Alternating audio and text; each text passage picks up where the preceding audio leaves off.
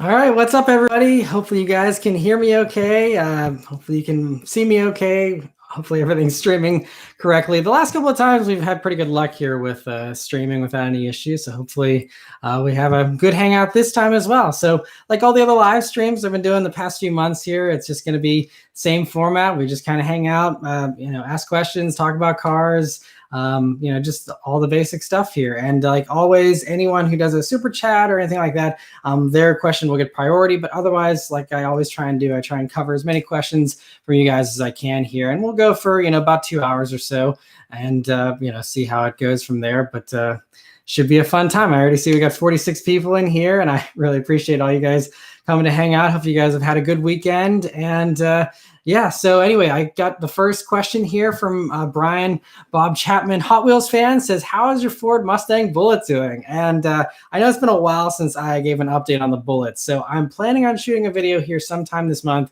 kind of going over what's new on it. There's really not much, though, because I just haven't had very many places to drive this year in it. I managed to do a couple short road trips, and that's it. I haven't gone to any car shows. I haven't done anything like that. A lot of the miles I put on the Bullet is meeting up with many of you who offer your cars for me to review. You might have noticed this year I did like no privately owned vehicles, just again for COVID reasons, and just stuck to the press cars. But so that's usually a lot of my miles is driving to meet up with you guys, and I wasn't able to do that either. And not a whole lot to report on the Bullet. It got a fresh inspection, so it's good to go with that. But otherwise, not a whole lot to update you guys on. It's just under 15,000 miles, so much less than I was hoping for. At the beginning of this year, I was like, I'll easily be over like 20, maybe even 25,000 miles this year. And not the case, unfortunately, but what can you do? Also, the Adventure Auto asks, when do you plan to have a Mazda 3 Turbo review? And actually, it's in my driveway right now. So Mazda was very kind to let me be one of the first people to review it before the embargo. So my review will be going live at the embargo, which is November 20th, I believe. And so it'll be going live at the same time as all the other, big reviewers out there that post their stuff at the embargo. And so I cannot talk about how it drives, unfortunately. So I'm not able to give you any additional info. But yeah, it's been in my driveway. I've been driving it a lot. So I'll just have to leave it at that, unfortunately, even though I'd love to tell you guys more. All right, so we have Phoenix Cruiser says, do an F-150 limited for a quick drive. I actually did a full review on an F-150 a couple years ago. I have not done the new one yet. I'm hoping to get one of those as a press vehicle here sometime here in the next couple of months and film it then. But my last F-150 review didn't get very many views, so I'm not sure how many of you actually want to see an F-150 review. But I'll still do one anyway, just because they get so many sales on the F-150 every year. It's worth doing for that at least. But so we have a bunch of questions. So instead of starting from the top here, I'm just going to try and pick and choose here as they come in. And if I missed your question, feel free to ask it again. And I'll try and get to everyone's eventually here. So we have C Hamilton 83 is asking, what do you think about the upcoming WRX? And from what we've seen so far, it seems to be promising, especially if it's going to have the same interior as the Subaru Levorg that I, showed off in a few weekly updates in the past and stuff. Having all digital gauges will be nice. Having, the newer interior you see from the Outback and the Legacy and stuff is going to be nice. And hopefully performance is good as well. That's the only real question mark in my mind. We kind of have a pretty good idea of what's going to look like thanks to the spy shots that Car and Driver got not too long ago. So I think it's going to look good. It's evolutionary, nothing too crazy. Interior is going to be nice. Hopefully it's not super expensive, although I'm worried they're going to jack up the price a little bit with that interior being so nice. And then, we'll just have to see what kind of performance they do. But should be good. I don't think they're going to disappoint. I just hope they sharpen up the handling a little bit, because I still feel like the non-performance pack WRXs still leave a little bit to be desired in the handling department. But Tu Chang, thank you so much for the first super chat of the night here. I appreciate every month he does some super chats. I really appreciate it. He says, how is the Targa going to work with it being a coupe? I guess you're talking about the Supra. Maybe you can feel free to just put another comment, and I'll try and look for your comment here when it pops up. But if you watched the weekly update this past week, yeah, it looks like Toyota did make a Supra Targa for SEMA, and they're going to be revealing it completely in like a week and a half now. And I think the way that they were saying it's going to work is it's going to be 2 pieces for this Targa. And I don't know if it's going to go into production. It's just for the show car for now, but it's 2 pieces so they can actually fit in the hatch of the Supra. And I think that's about it. It's just kind of similar to the Corvette or any of the other, Targas that are removable manually like that. I'm excited. I hope that they actually do produce a Targa Supra, because then that could potentially put it in my short list of convertibles I'd like to buy as a third car down the road if an F-Type ends up being too unreliable or something, and something gives you a little bit more power than the Miata. The Supra could be a tempting choice there. Yeah, I'm excited that they're even bothering to do a Targa Supra, and hopefully they do an actual production version as well. That's about all I know. Hopefully I answered the right Targa question you're asking, but thank you again for the super chat. The 95th Phantom says, Kia K5 opinion. I kind of give all my opinions on that in my review of it. I did that back when that actually launched a couple of months ago, and they're very nice vehicles. I think I still prefer the way the Accord handles, but the K5 is just such a nice interior, such a nice daily driver for someone who wants something maybe a little bit sporty, but just wants a nice daily driver, doesn't need anything crazy. You get so much car for the money with those, and I think it looks fantastic too. But definitely, yeah, check out my review for all my thoughts and great detail like I usually go into. Alejandro Cabrera is asking Nissan Z. I'm excited. I hope that the new Z does live up to the hype. I think the only thing I'm worried about with the Z is the sound of it. I hope that it, they are bold enough to give it a crazy exhaust or something that's, sounds really good. That's the only thing. Because, like the GTR, the Nismo version sounds, pretty good. But as far as the regular version, it kind of, needed an aftermarket exhaust basically immediately. And I'm worried that that's going to be the same case with the new Z. Otherwise, though, I love the looks. I love everything about it so far. And we'll just have to wait and see how it drives whenever they finally come out with it, which hopefully will happen next year. We have Spike39 says, thoughts on the new BRZ. Well, if you watch this past weekly update, I'm getting more and more excited about the new BRZ because we just saw the headlight here this week, and we saw a couple weeks ago the first shot of the fender vent. We've seen silhouette, shots from some Instagram images and stuff that people posted up. It all sounds very appealing to me. If I had extra money and extra space, I would probably pick one up just for nostalgia's sake, because I'm getting all the same feelings I got 9 years ago now whenever they were launching the 2013 BRZ in like the beginning or the end of 2011, early 2012. It was all that same excitement. And it's just awesome that Subaru, even has bothered to continue this partnership because they don't need it. They don't sell a ton of them. Subaru sells way more WRXs, and even the WRX is kind of a gift these days, considering they're just Subaru's trying to just go after the masses with all their cars. And, none of them are really sporty aside from the WRX and the BRZ. So I'm just excited it's happening at all. I know some people might be mad if it doesn't have a turbo. I think that's what the WRX's place is for, and that's what the Supra 4-cylinder is for, if you want something in that kind of domain.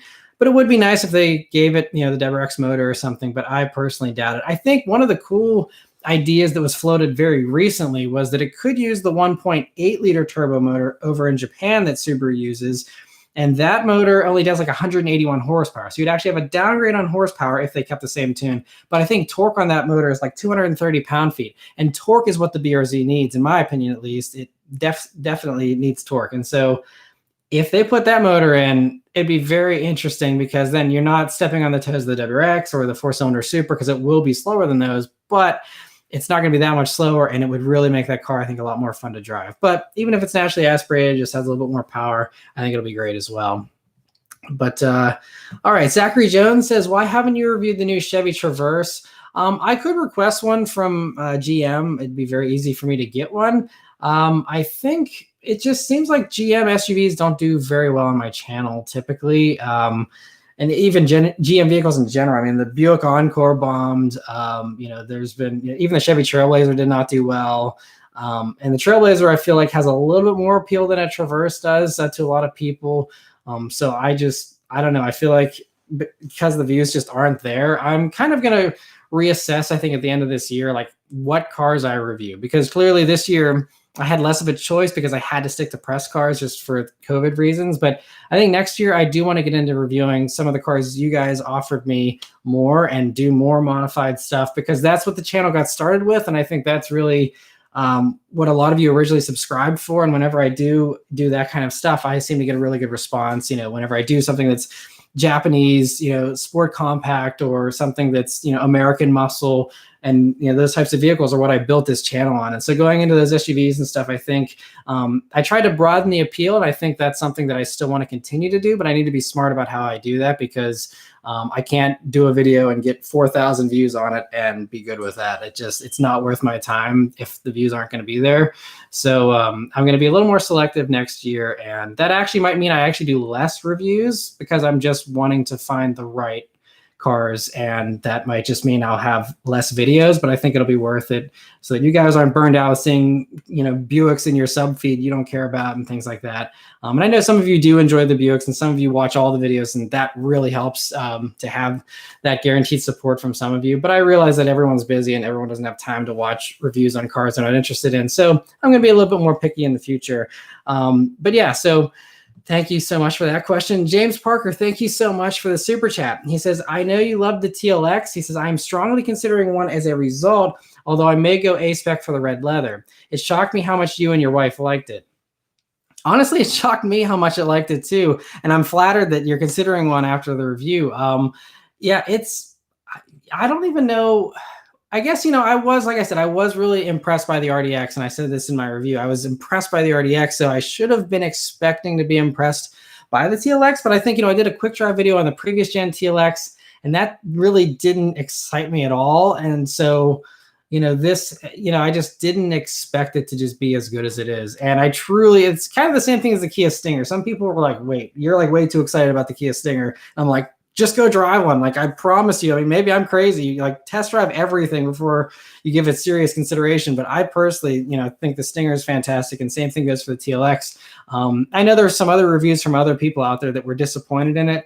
And, like I said, maybe I'm crazy. Definitely go test drive one and see for yourself. But I think they did a fantastic job. I mean, it does have the only true torque vectoring all-wheel drive system that actually overdrives a wheel and doesn't just use the brakes to try and do that same type of effect and stuff. And so, I mean, they have the really good bones, really brand new platform, great setup, and they're serious about performance. I mean, maybe some of it's marketing speak, but I mean, they're pushing hard for that. If you see their Acura commercials they have on during football games and stuff recently, it's all about performance, and you got to back that up. You can't just have that as marketing talk and then have people drive the car and have it drive, like it's a boring, Buick or something. You have to make it drive exciting, and I think that's what they're doing with it. And so I think Acura's on a great pace. They're differentiating themselves from Honda. They could just put Acura badges on a CRV, probably sell tons of them, but they're not. The RDX is a completely different thing on its own. The TLX is a completely different thing.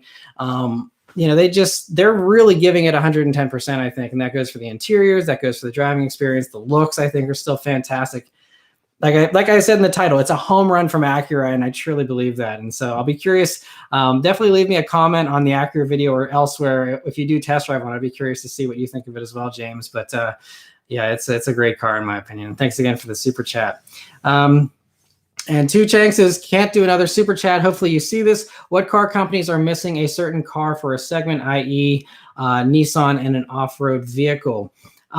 So yeah, no worries about doing another super chat. But as far as car companies missing a certain car for this segment, I think, well, getting back to Acura, I mean, it would benefit them to have a small compact crossover, for example, which they don't have. And a lot of the other luxury competitors in that segment do. And that's something I think, is a super hot segment. They could be making a ton of money on stuff like that.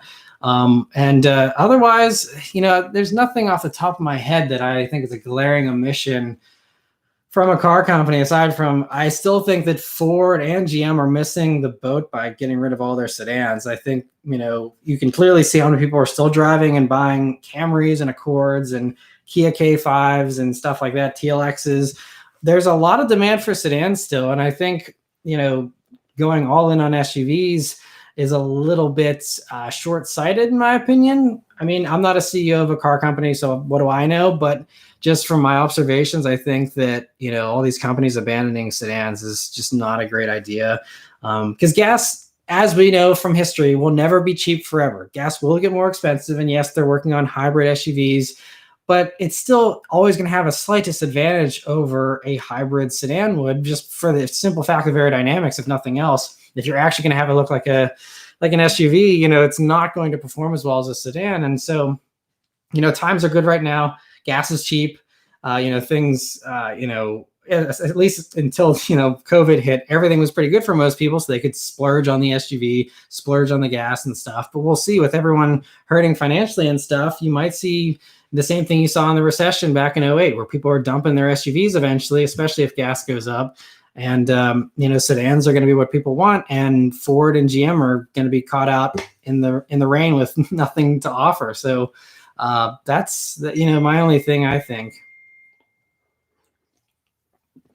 C. Hamilton 83, thank you for the super chat. He says, since high horsepower isn't really a thing anymore, what do you think is going to sell cars? I just bought a 2006 Acura RSX Type S, and I like it more than my manual R8. Well, that's awesome. Congrats on doing so well that you have a manual R8. That is a great choice as well. That's awesome. As far as, selling cars, well, I think we're living in a golden age of horsepower right now. Look at the Hellcats, look at the Shelbys. All that kind of stuff. There is tons of high horsepower stuff. And I think that does clearly, at least in Dodge's marketing, that sells cars a lot. And I'm actually this week going to be driving the Charger Hellcat Red Eye, which is a prime example of horsepower selling cars. You have a 10-year-old or more than 10-year-old sedan, but they just keep stuffing more power into that thing. Now we're at 800 horsepower practically for the Red Eye version of the Charger. And it's going to get people out of their Hellcats because they want an extra 100 horsepower with a factory warranty and stuff. And the fact you can get almost 800 horsepower four-door sedan for less than six figures is, kind of mind-blowing, honestly. So I think that still does sell a lot of cars. But, I think to your point, you have your RSX Type S that you enjoy. And I think it's the whole mentality of driving a slow car fast is a lot of times more exciting than driving a fast car slow, because I'm learning that more and more. I had an Acura NSX this summer as a press car, and I have, a lot of these crazy vehicles, and they're a lot of fun, but especially if you want to keep your license, you can't use that power. And so it's kind of frustrating a little bit because you have so much potential and you can't tap into it. And that also goes for handling. You have so much handling potential, and yet you're stuck doing 35 on an awesome back road behind a bunch of traffic. And so if you're in a BRZ, you can still be going a red line, going up to 35 miles per hour, and you can still be pushing it in corners because you have little Prius tires on those things and not a ton of grip, but it makes you slide around and it's fun and exciting. And so you have that whole type of thing, and that's a ton of fun. That's how I grew up on that, the BRZ and that rear-wheel drive simplicity and, low horsepower fun.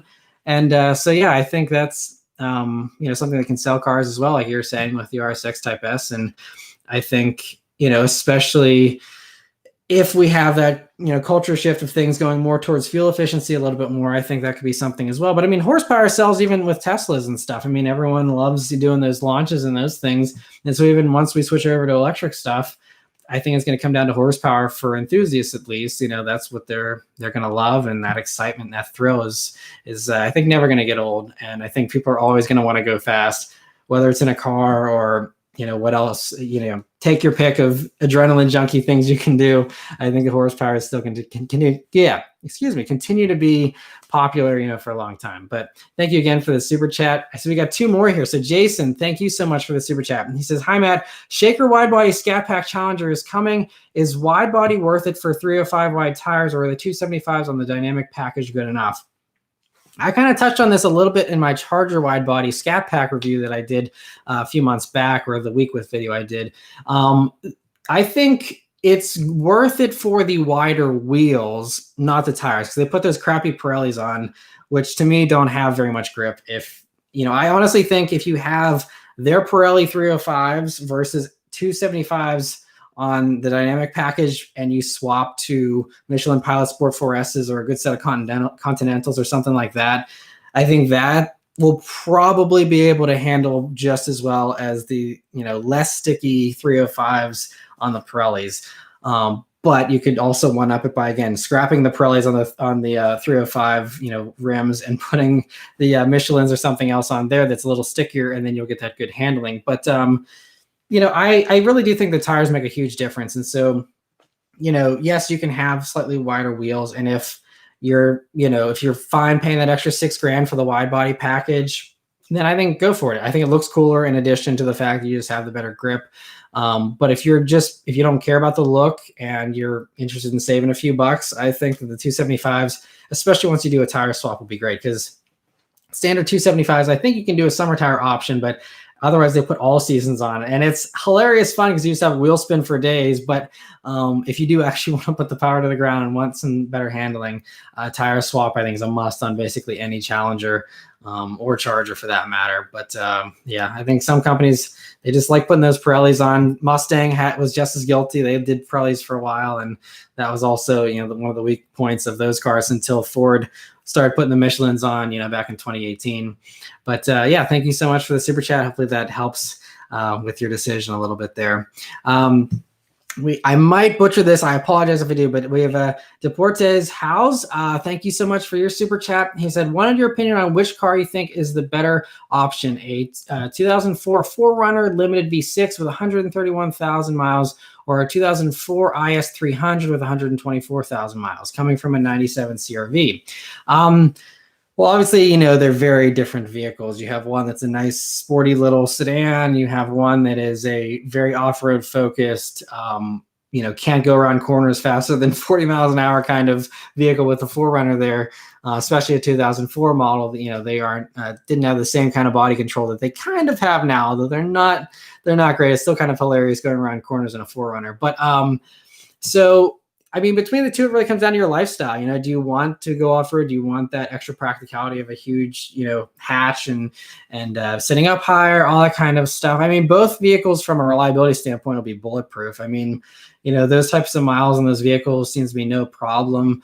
They're both basically rock solid. So I think you can't go wrong with either one. It really just comes down to what you're looking for.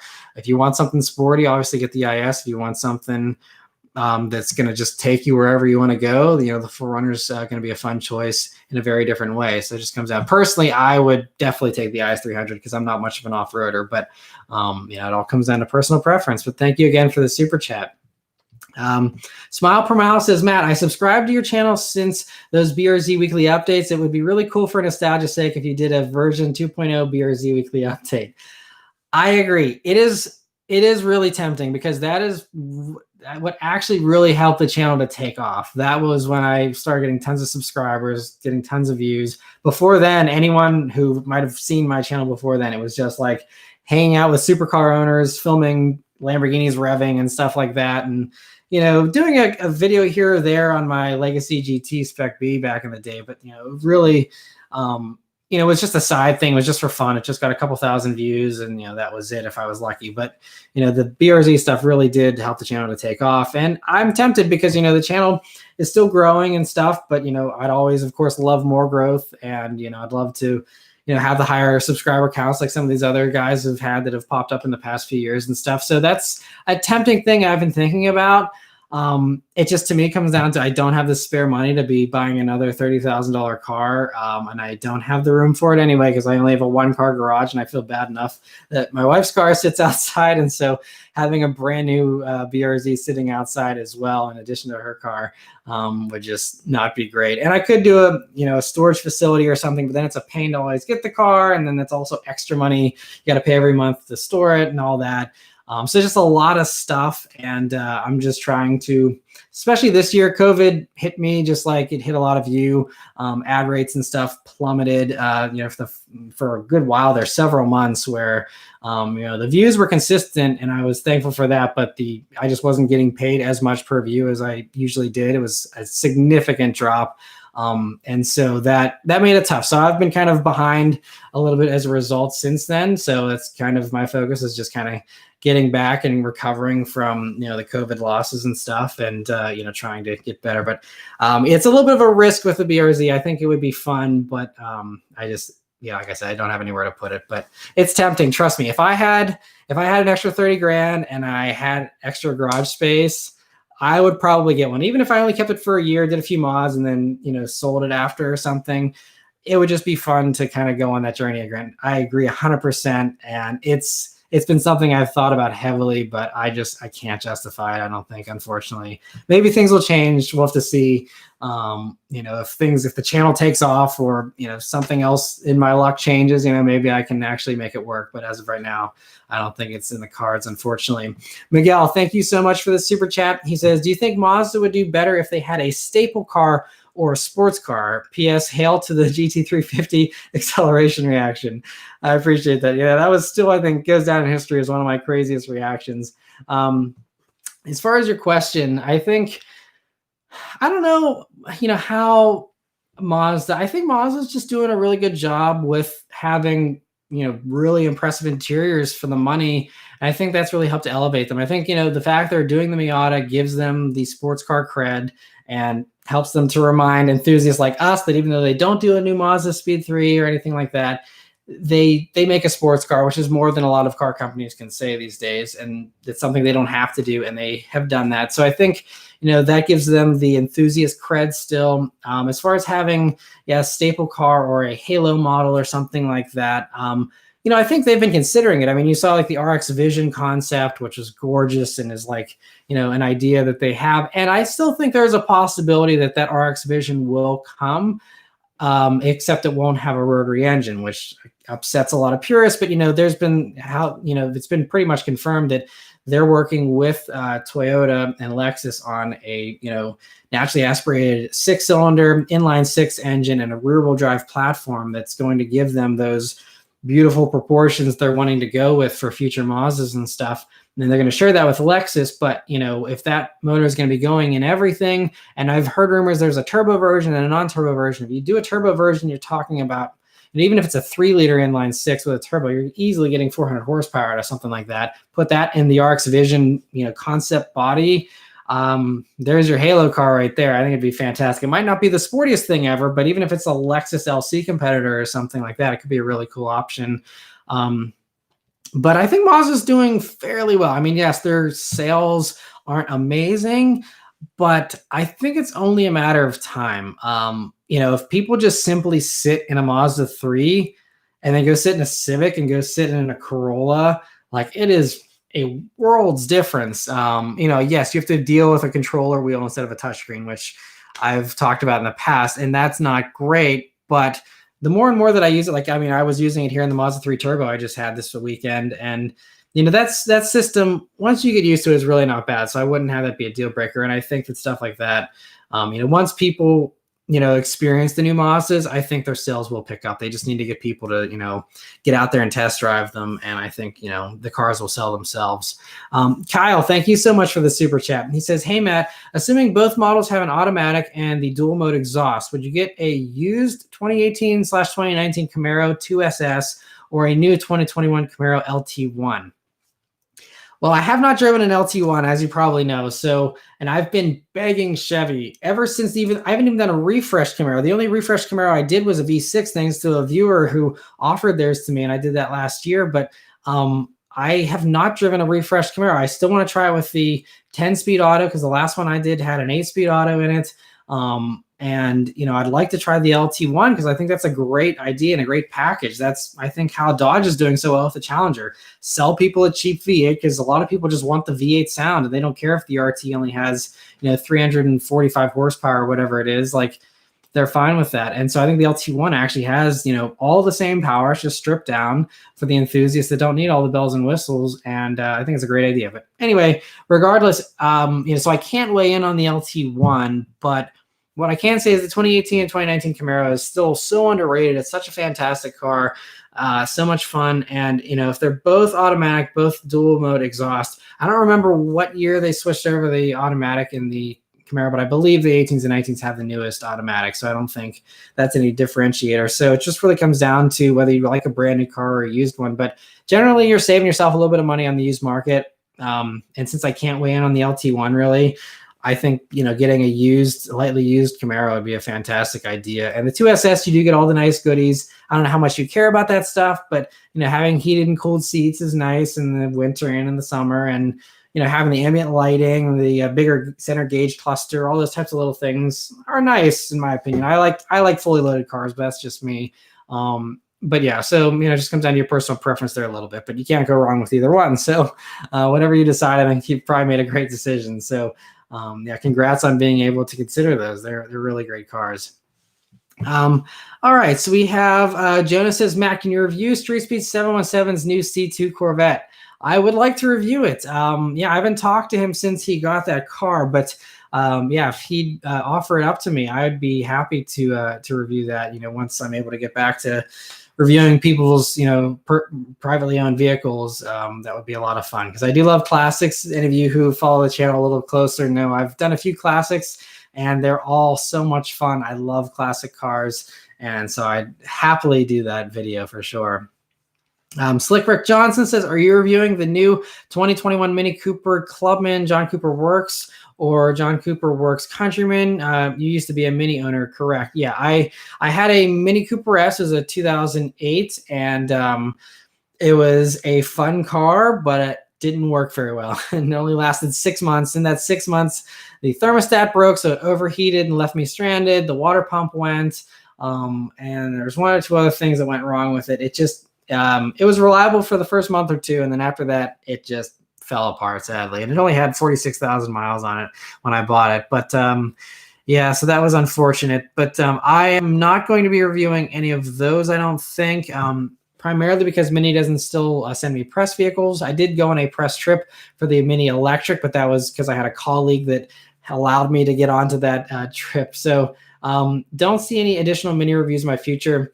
And also, Mini reviews also don't do well on my channel. I did the electric Mini Cooper. That didn't get any views. I actually reviewed not a John Cooper Works, but I reviewed a Clubman Cooper S in the UK. I actually had one as a press vehicle when I visited the UK back in 2018.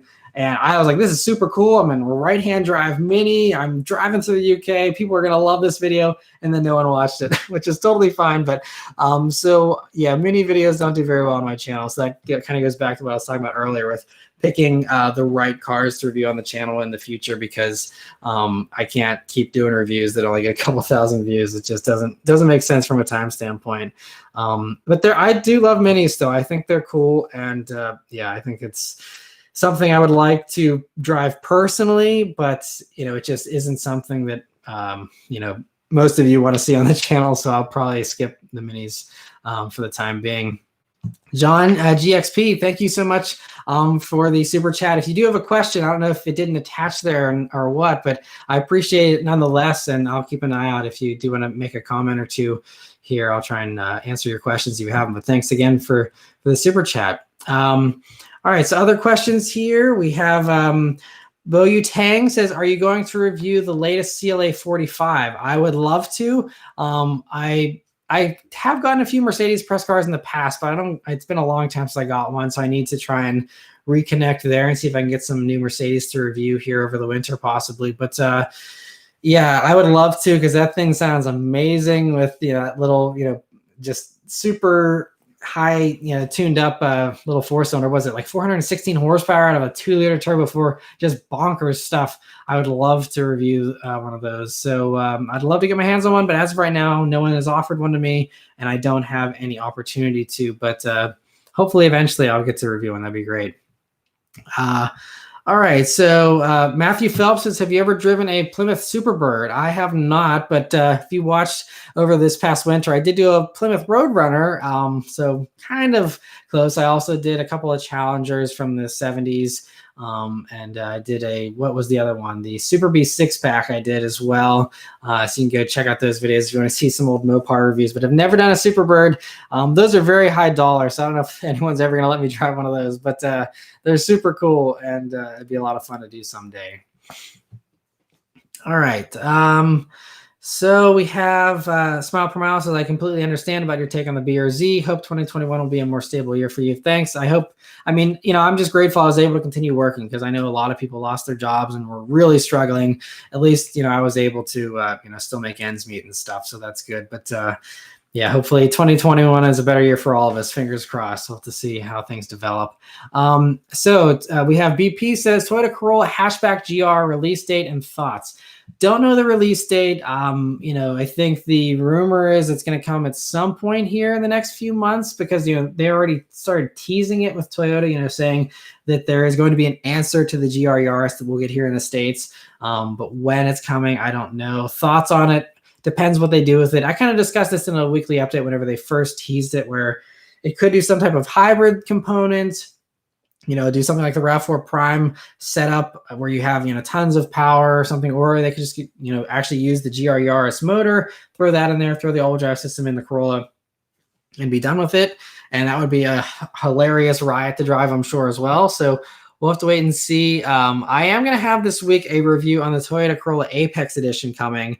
And the Apex Edition pricing makes me worried about the GR Corolla, though, because this Apex Edition that I had was a base model SE. So, cloth seats, no options and stuff. And it had the manual transmission, which was extra rare and also the cheapest one you can possibly get. And it was still like $26,500 with no extra power, just some suspension mods and, a little aero kit, and 26 and a half already. At that point, your Kia Forte GT, you can get fully loaded for 26 and a half, or actually less. And you have Volkswagen GLIs doing, way more power for the same money and everything. So I am concerned that the GR Corolla is going to end up being some $30,000 vehicle. And unless it has 300 horsepower, I don't know if the value is going to be there unless you're a Toyota diehard. I hope I'm wrong. I hope they price it competitively and it does really well, especially if it has all-wheel drive and comes in, starting under 30 grand to be an actual decent direct competitor, then they'll do great. But if it's going to be, way more expensive, I'm kind of concerned it might kind of get a lukewarm reception from everyone, but we'll have to wait and see. It's all speculation. No one has any clue unless you work at Toyota right now. So, we'll have to just see how that develops. Guy Bissonette says, any idea on when the 21 Ridgeline will be on sale? Prefer the looks to the current model. Totally understand. I think it looks great with that refresh they did. I don't know when they're going to be on sale, but I thought I saw that they are arriving at dealers now. I thought it was a really quick rollout. Honda usually doesn't have a long delay. Usually when they reveal something, unless they say it's a prototype, if they reveal it, generally it's on dealer lots in a couple of weeks at the most. And so I believe they should be arriving relatively soon, depending on where you live and stuff. But in large areas, that should be showing up pretty soon, I think. So I would check with your dealer and see. They should be getting them in pretty quickly. We have Drive 615. Thanks for swinging by, man. He's the one that gave me a ride in a Lamborghini Urus. My first experience of an Urus last year at the New York Auto Show. That was a blast. He says, "What's up, man? How have you Ubered in any Lamborghini Uruses lately?" I have not been in any since that one. I've never ridden in one. Still have not driven one aside from, like I said, when you let me ride in that one with you. That was a lot of fun. And hopefully you're doing well, man. Thanks for swinging by. And also I see Newt Media here is swinging by to help moderate a little bit. I really appreciate it, Zach.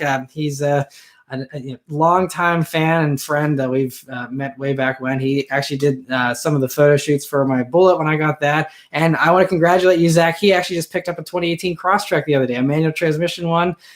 So congrats on that. Sorry to hear that your bug eye is broken. That's the Subaru way, unfortunately. But I'm glad to hear you got a reliable daily driver. And the Crosstreks are a ton of fun, especially with a manual. Just ask Jason of Engineering Explained. He still loves his Crosstrek, even despite the fact that it's not very quick. But they're fun little cars for sure. So congrats on that. I'm glad the bug eye will be fixed soon too. All right, so we have one is asking, what do you think is the best hot hatch under 15 grand? So obviously you're talking used, and best hot hatch. The whole best thing is really hard to speak in absolutes because it comes down to your personal preferences and what you're going for and stuff like that.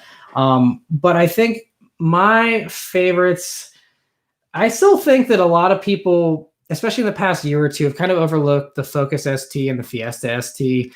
I think they're really solid values. They're still a ton of fun. They gave you so much power for the money and stuff, and were really fantastic. And so I think that's one of the best hot hatches that comes to mind under $15,000. I'm trying to think of other stuff. I haven't checked hot hatches recently to see which ones have crossed under 15 grand. But I think also the WRX, if you can afford, just a, WRX I especially love the wide body ones from like 09 to 2011. Those are really, or maybe it's 2011 to 2013. I'm a little foggy on that, but the wide body ones look really good. And I don't know if those are that cheap yet, but that's also another one that's a really good pick.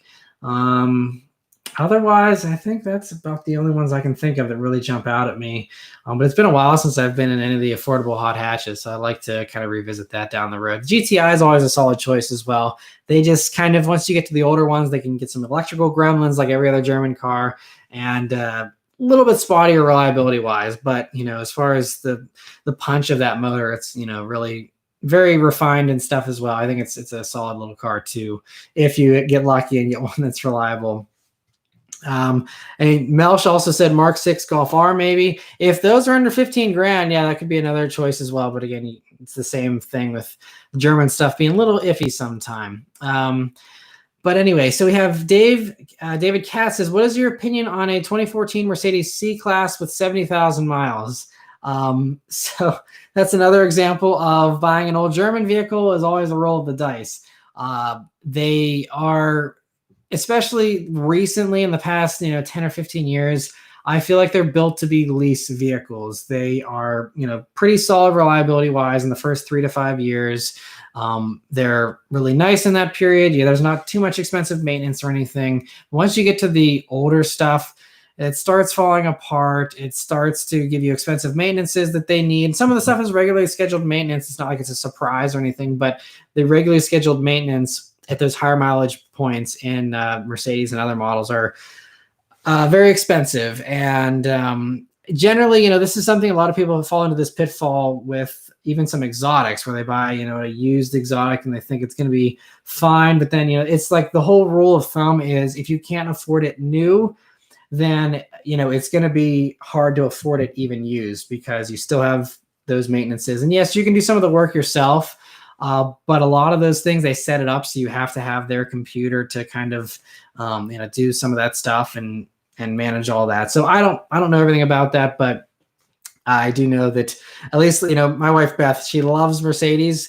We're on her second Mercedes C-Class lease. She had a 2017. Now we have the 2019. And it's a really, really nice car. But I told her, like, there's no way we're ever actually buying a Mercedes. It's a great car to lease, move on after 3 years and get a new one, because after that, it's kind of all bets are off, in my opinion. So anyway, Vatsy, thank you so much for the super chat. He says mid-engine V8 Ferraris or the V12 GT cars. Personally, I can't get enough of the naturally aspirated V12 scream. I'm right there with you, man. Hands down, I would pick any of the V12s. I think Ferrari makes the sweetest sounding V12 in existence. Hands down, easy decision in my book. I mean, the V8s sound really good as well, especially the non-turbo ones from Ferrari. But the V12 is where it's at for sure. I mean, honestly, even the old stuff, the 599 sounded fantastic. All those sound good. Even a 550 Maranello from way back in the day sounds good. So they're all fantastic. The A12 GTS is still my current dream car, because you get that V12 scream with the convertible and you don't have to pay absurd LaFerrari prices to get it. So I think that'd be my dream car, my lottery dream car. If I ever won the lottery, first thing I'd do is go place an order for an A12 GTS, I think. So we have Chestnut says, does anyone know how old Matt is? I'm 30 years old. Sorry, I think I saw your question a couple of times. Sorry, I missed it in the past, but yeah, I'm 30. Melch says, I currently drive a 2020 GTI with the DSG. Do you think I will have lots of issues if I keep it past 100,000 miles, even if I take extremely good care of it?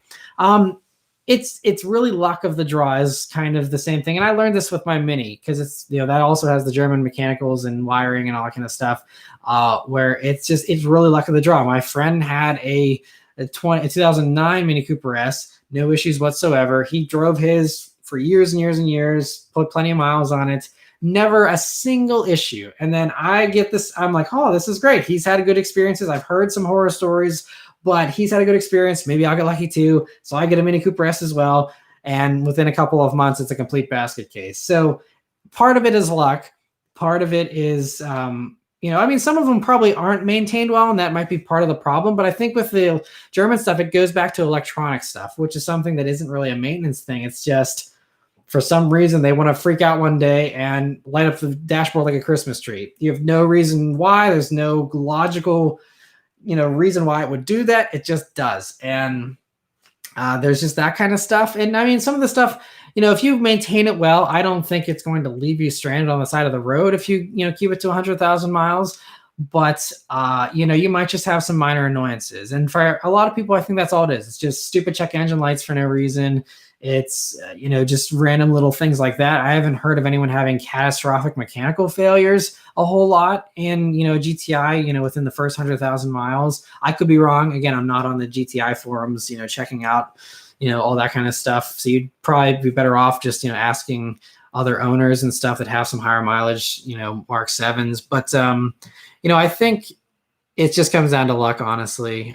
It wouldn't be my first pick of a car to keep for 100,000 miles, but if you do maintain it well, I think it's just also a matter of, kind of playing it by ear. And if you get to 60,000 miles and it's all good, then you probably are going to be okay. It seems like a lot of these problems and a lot of people's cars materialize even, within 30,000 miles or so. So if you're clear for a while, then, maybe you got a good one and, hang on to it as long as it continues to be good with, for you. And I don't think you're going to get to a point where you're at 100,000 miles and it has some engine blow up or something and you're completely out of luck. I think usually they're pretty solid mechanically. John GXP, thank you so much for the another super chat here. He says, "Hi Matt, bought a 2008 Pontiac G6 GXP coupe last May. The motor went bad last month, just sitting. Is it worth a new motor since it's a rare car or no?" Well, that would come down to, I guess, what it's worth with a good motor and, how much the labor is going to be and all that kind of stuff to see, what is a nice one with the same mileage worth right now and how much is your engine. If it's going to be more expensive, then maybe it's not worth it. You're better off just going and buying another one. But yeah, you're right that they are rare. And I don't know how history is going to treat those vehicles, but you look at how many people are nostalgic for stuff from the 80s and the 90s, and some of the stuff from the 80s and 90s was genuinely really good, but a lot of it was just quirky, odd stuff that now, people just kind of like. You have the Radwood people and stuff that are buying cars that were categorically bad cars, but now they're charming because they're so bad. And I mean, the GXP G6 I've never driven. I mean, it seemed like a really cool car back in the day. So I'm not saying it's bad. It's a bad car, but you just, you don't know how history is going to treat stuff like that. So, I think it's really a personal decision. If you love the car, if you love that G6 GXP, then keep it alive. I think that you kind of have a bond with a car the longer you have it. And I think it's kind of fun to keep something a long time. I'm planning on keeping my Mustang Bullet for my entire life if I can, because I think it's really cool to have that bond with the car and kind of collect it. It's always kind of fun. So personally, if money's no object, I would put a new motor in it and keep it alive because it is rare and it probably deserves to continue living, in my opinion. But it obviously comes down to the money and everything. And yeah, Newt Media says extended warranty is always a good idea on German cars. I agree. That is a very good point. Yeah, if you are worried about reliability stuff, it's worth the peace of mind of having an extended warranty for sure. That's definitely a good idea.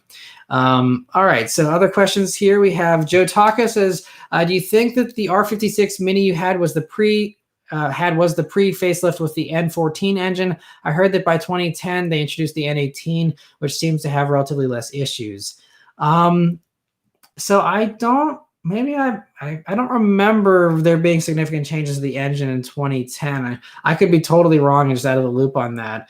I know the 07s really had a bad time because that was the first model year of that new turbo engine, and those are really you're really trying your luck with those. The 08, I figured, okay, it's been out for a year, it'll be a little bit more reliable. Obviously, it wasn't, but I don't know. I mean, my buddy's was. I think his was an 09. Maybe it was a 2010, and maybe that was part of the reason why he had better luck. That would be great if that actually finally solves the reason as to why he had good luck and I had bad luck. But that might be it. I'll have to look into that. Thanks for bringing that up, Joe. I'll have to do some research on that. Max Ledang says, "Hey Matt, would you choose a Camry hybrid or an Accord hybrid?" I actually have never driven either, so I cannot say now. Just based on Camry versus Accord, I think the Accord handles better. I think it has a nicer interior, and I personally like the looks of it better. So I'm firmly in the Accord camp between the two, all things being equal. But as far as the hybrids go, I can't really weigh in on that. I will actually have a Camry XSE hybrid, which is a new combo they're doing here for 2021.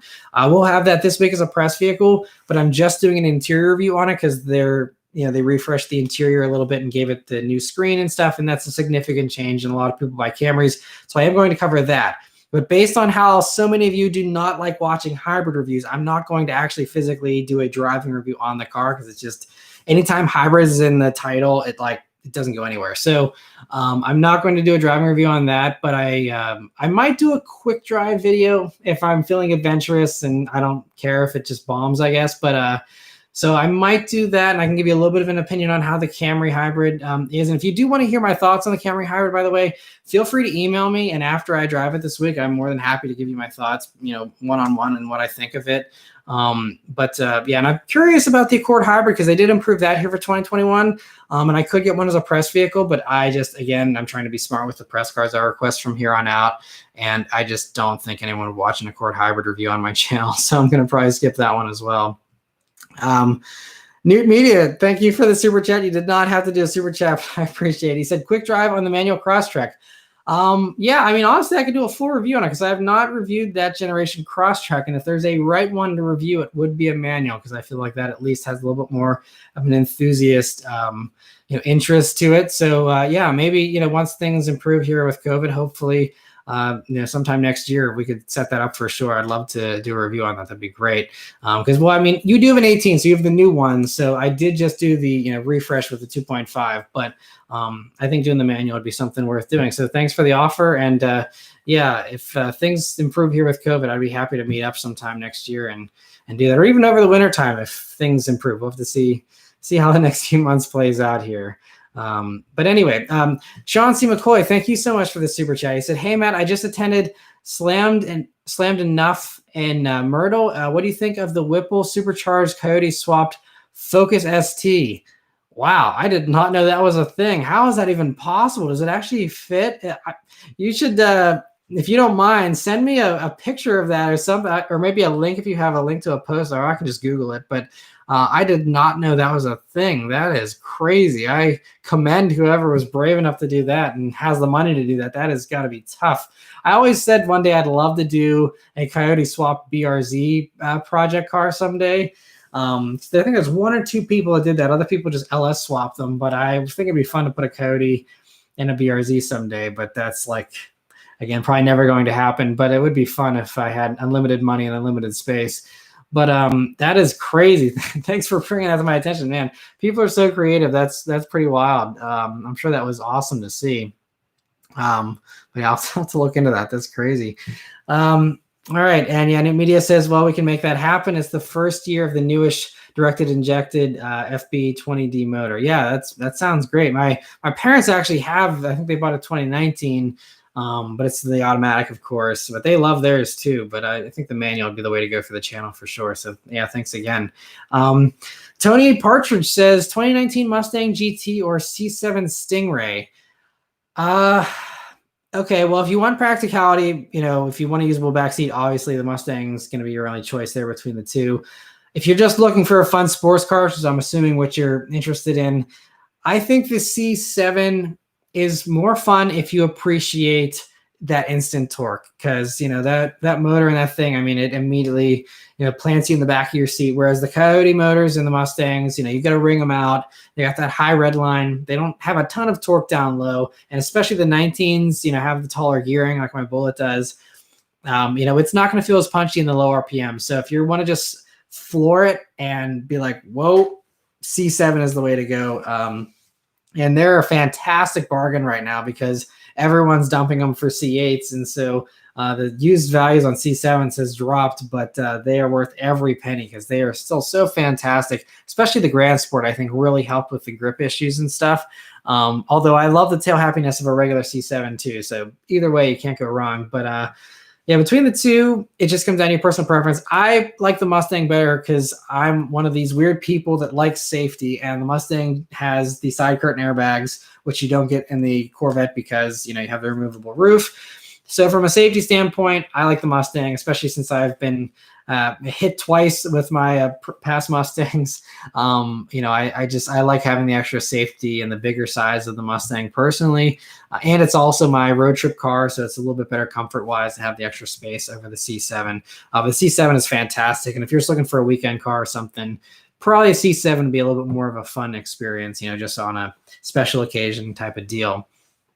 All right, so we have Greg says you should review my 2006 Saturn Ion Redline competition package. I'd love to do that. I think that would probably be a really good review. My Cobalt SS review that I did pretty well, so I'd be happy to review your car. If you're not too far away, please send me an email or reach out on Facebook. I have all the contact info in the description below. And once again, COVID passes here, or at least gets much safer, I'd be happy to review it for sure. But until then, I'm playing it very safe because I have some at-risk family members and stuff, which is why I'm being extra cautious with not doing any kind of meetups, not really expanding my circle beyond a few people currently. I am going to be doing a press trip here just in the next couple of days, but even that, it's like they're doing them very smartly so that I'm in the car by myself. I have no one else around me. It's all kind of very isolated. So I'm doing that, but honestly, I've been turning down a lot of press trips as well. I know a lot of other journalists are going back to doing trips, but I personally it's not going to be something I'm going to be doing probably a whole lot unless, again, it's the absolute right car. And so since, for example, the trip I'm going on is for the new Hellcat stuff, the Durango Hellcat, the Red Eye Charger, those videos I know you guys are going to love seeing. So I'm willing to take a little bit of an extra risk for that. But again, I'm playing it very, very safe. But yeah, so Jonah says, when is the Kia Sorento press launch?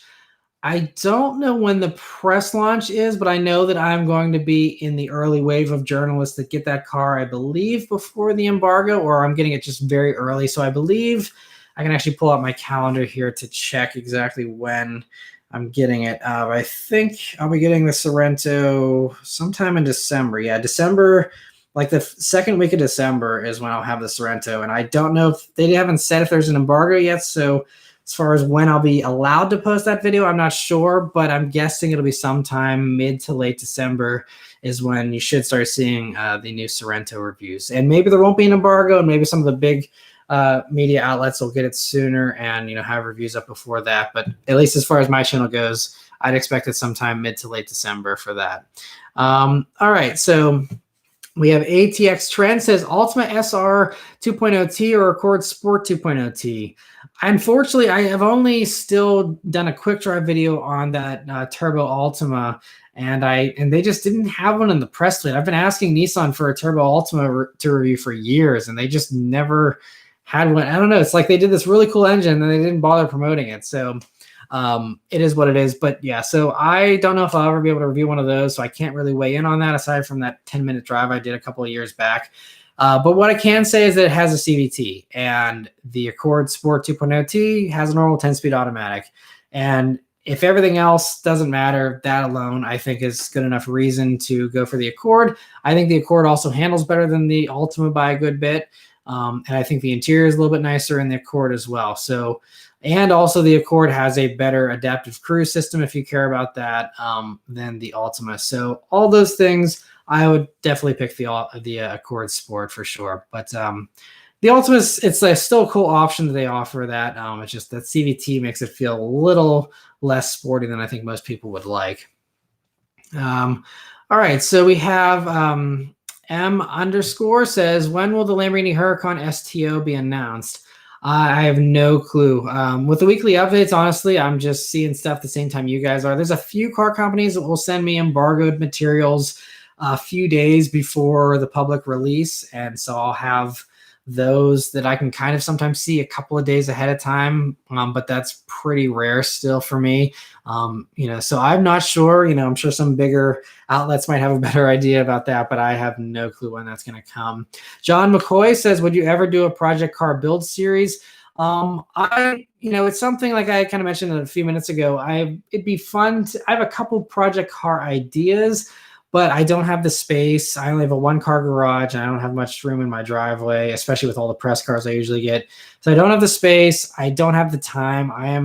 I'm still, just like running myself ragged, trying to do, 5 videos a week is a lot. And I'm going to be in the winter here, scaling back to just doing 1 review a week, as well as, just doing the weekly updates. But it keeps me really, really busy. It's a lot more work than a lot of people realize. And so just doing that, I already feel a little over my head sometimes. So doing a project car, I just don't have the time for that. And then I also just don't have the money to be burning on that kind of stuff. I know it'd probably pay for itself with the view counts eventually, but I've never really been into project cars. It's not my passion. I kind of have been over the modding scene for a few years now. And yeah, so it's not really my thing. I'd rather stick to just doing the reviews. But it would be fun, like I mentioned, earlier in this live stream, of maybe getting the new BRZ, doing a few bolt-ons to it and leaving it at that, doing something like that. But again, I don't have the space or the money to do that either. So probably won't have any project cars on the channel. But yeah. All right. So other questions here. We have Joji Jim says, how did you find driving in the UK compared to driving in America? It was a lot of fun. And so I think, the one thing that was really a huge difference was the gazillion roundabouts in the UK. I mean, it's like every few hundred feet, there's another roundabout, which I love because it's like, sweet, I can do another little quick handling test. But, so I actually really liked it. And so I kind of got used to driving on the right-hand side pretty quickly. And it wasn't my first time driving a right-hand drive car, because I did, if you guys remember, I did do an R32 Skyline GTR review. That was right-hand drive, although I was driving that in America, so I was on, the right side of the road. But so that kind of gave me a feel for a right-hand drive car. But then, driving the Mini all over the UK was so much fun.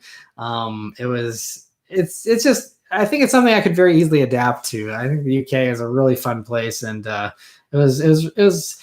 The only thing that was a little bit disconcerting, though, is it's kind of tough to judge because, when you're sitting on the left side of a car all the time, you're used to kind of, just driving in a manner where, you're driving and you're driving on the right-hand side. You kind of have a really good idea of what the left side of your car is doing, and you have a really good idea of how to gauge the right-hand side, from the driver's seat.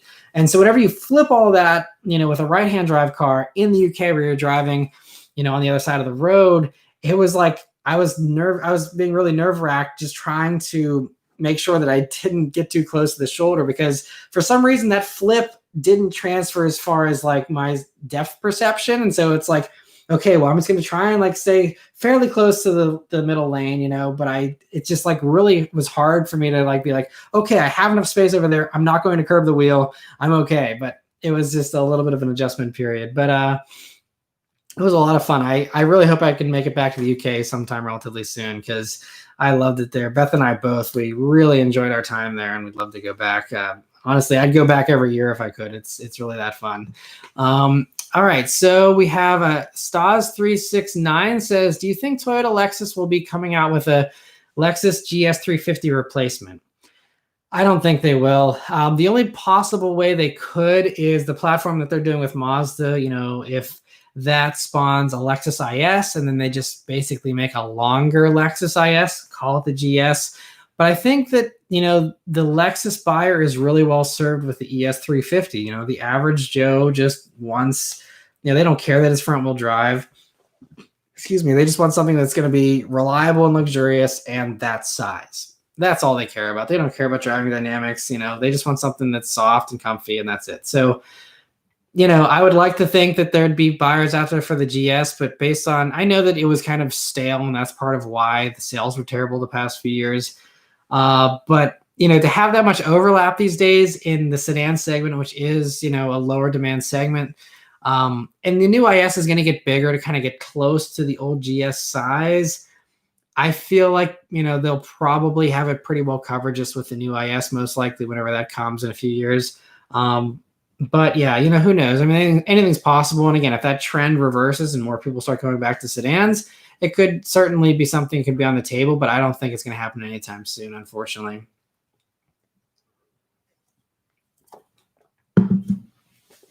So one is asking, what was your first car? My first car was a 1997 Subaru Impreza Outback Sport. And I did do a video discussing it. I think I might have even done two, but I did one. The one that I'm thinking of is I did a video where I ran a Carfax on all my old cars. And I talk about it in that video and kind of give an update on where it's at. And that was several years ago. And I'm hoping I might have a little bit of a break as far as reviews here sometime in January and February possibly. And I'm thinking about getting creative with doing some outside of the box videos for me. And I think I want to do another Carfax video and see, do an update on where all my cars are at. And I also, back when I did that last one, it was just our first Subaru, my Legacy GT, and one or two others. I think that was it. But I think now, I could do it on all the old Mustangs I had, see where they're at, see if the EcoBoost that I had, if that motor is still holding together on the EcoBoost Mustang, all that kind of stuff. I'd be very fascinated to find out. So I just need to try and get a Carfax connection or find some way to run free Carfaxes, because it's like, I don't know how much it is, like $100 for 5 Carfaxes. And I think I'd need like 6 or 7 with all the cars I have. And it's like, unless the video does wildly well, there's no way that it's going to pay me back $100 for, doing a video on Carfax and breaking even on that. So I'm going to try and see if I can find a way to run some Carfaxes and do that video without spending a ton of money. But I really want to do that because I'd be very curious to see where my first car is at and see where all my other cars in the past, where they ended up, how they're doing, that kind of stuff I'm sentimental about. So I'd love to find out for my own personal reasons. And I'm sure some of you might be curious as well. Impending Disaster 26 says, Matt, what are some of the reactions you get from people in the public when they see you drive supercars and high-end sports cars? It's just a lot of looks and stares and stuff. This past summer, the main ones that really did it were the NSX and then the C8 Corvette, especially the C8 Corvette. That actually got more looks than the NSX did. And it was just, it just made a lot of people's day, especially the NSX, though. I think the NSX people were like, whoa, because they never see an NSX. And a lot of people had never seen a C8, or it was their first time seeing one. But that was just like, oh, that's the new Corvette. And people got excited for that. Whereas the NSX, I think, was a little bit more impressive versus the wow factor of the Corvette, if that makes sense. But it's definitely a lot of fun. I miss a lot of it because I'm so laser focused on driving, especially when you're in a car that's super expensive. I'm laser focused on like, what is everyone else doing? Like, how's everything going driving wise, that I don't like look around and be like, oh, that person was checking it out or whatever. And so a lot of times it's like when Beth's riding with me, where she's the one who's like, that person was totally staring. That person was freaking out. That person was taking a picture. And I have no clue because I'm completely oblivious half the time.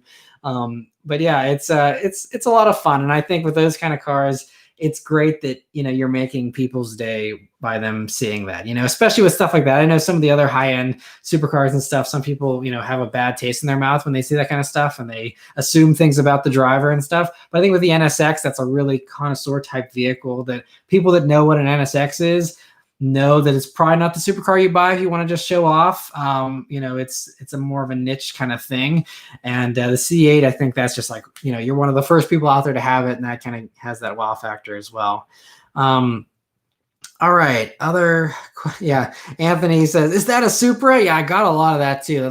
The Supra did turn a good amount of heads, and that's something not only I experienced, but a lot of people, like my buddy Car Guy 11, Marco, he has one. He gets a lot of comments, and a lot of people say that like everyone stops them. And I think Car and Driver, they have a long-term Supra, and everyone stops and asks them questions about it and is really impressed with it. And I know the Supra just railed online because, so many people hated it and stuff, but the general public loves it. It's a great car if you like turning heads because it's a very bold design and it seems to get nothing but love out in the real world. It's just online that everyone dogs it seems. But Supra is such a fun car too. Chava Yang, apologies, says, longtime subscriber, first time watching live. Keep it going. I appreciate that, man. I really appreciate you watching and joining and for being a longtime subscriber. That really means a lot. And I appreciate all of you who watch, even if you're new or if you've been around for a long time. It really means a lot. Because I know these days there's a lot of car channels. There's a lot of choices. And the fact that you guys continue to watch the channel it really blows me away, and I really am so thankful and appreciative of that. So thanks again. We have Jesus says, do you have the wheel hop kit on your Mustang? I do not. So the Bullet doesn't have it. I only put that on the EcoBoost, and that was kind of a partnership with Steeda to try that out because it was noticeable. And the reason why it was noticeable, I think, especially with the EcoBoost and the earlier generation of that Mustang, is that they didn't have good tires. I think that one, the one that I had the Pirelli all-season tires, which just did not hook up in any circumstances generally, even with the EcoBoost. And so the wheel hop kit did a lot for those Pirelli running Mustangs. Once you got to the Michelins, like my Bullet, I honestly haven't noticed any noticeable wheel hop unless it's like really cold and I'm just starting out. Then I can kind of feel that a little bit. But whenever I'm taking off from a stop in the Bullet, there isn't really any axle tramp or any kind of issues like that. It hooks up and just goes really well. So I think the tires really fix that a lot. So I have no need to do the wheel hop kit on the Bullet. And also with the Bullet, since it is kind of harkening back to a movie from the 60s and an old Mustang, I kind of wanted to feel a little sloppy, if that makes any sense. Because if any of you have seen the movie Bullet and the famous chase scene, at least, there's a reverse burnout that Steve McQueen does. And that reverse burnout is like wheel hop galore. It's like you can actually see the whole back end jittering like crazy when he's doing that reverse burnout. And so honestly, I think wheel hop is a good part of the Bullet if it even had it. But honestly, like I said, I don't experience it. Maybe others do. But no reason to do the wheel hop kit, in my opinion, on at least the new ones. So one says, do you think you'll ever get to 1 million subscribers? I think possibly. It might take me forever, but little by little, the channel continues to grow. And so however long it takes, I have no clue, but hopefully someday, as long as I'm able to continue doing this, hopefully we get there at some point. But I'm honestly just I'll be excited for 500,000, which will probably take a while on its own, but that'll be a huge milestone for me just to get there. All right, so we have a Smile Per Mile says, how is the infrastructure of hydrogen cars in Pittsburgh? There's a new Toyota Maran coming out, and with its rear-wheel drive layout, it looks much better than the outgoing one. The Maran is a really cool-looking vehicle. I don't think there's any hydrogen infrastructure in Pittsburgh that I know of. Maybe we have 1 or 2 stations, but it's certainly not practical. I don't think hydrogen cars really are. I mean, even in Northern California, they're not super practical. But outside of LA and Northern California, I think it's just kind of tough with hydrogen cars still. Hopefully they do expand the infrastructure, because I think that has a lot of potential if they can find more efficient ways to get the hydrogen. I think that it can really be the key that a lot of people are looking for. That I think it kind of addresses some of the issues we currently have with electric cars and stuff. So I think it'd be great.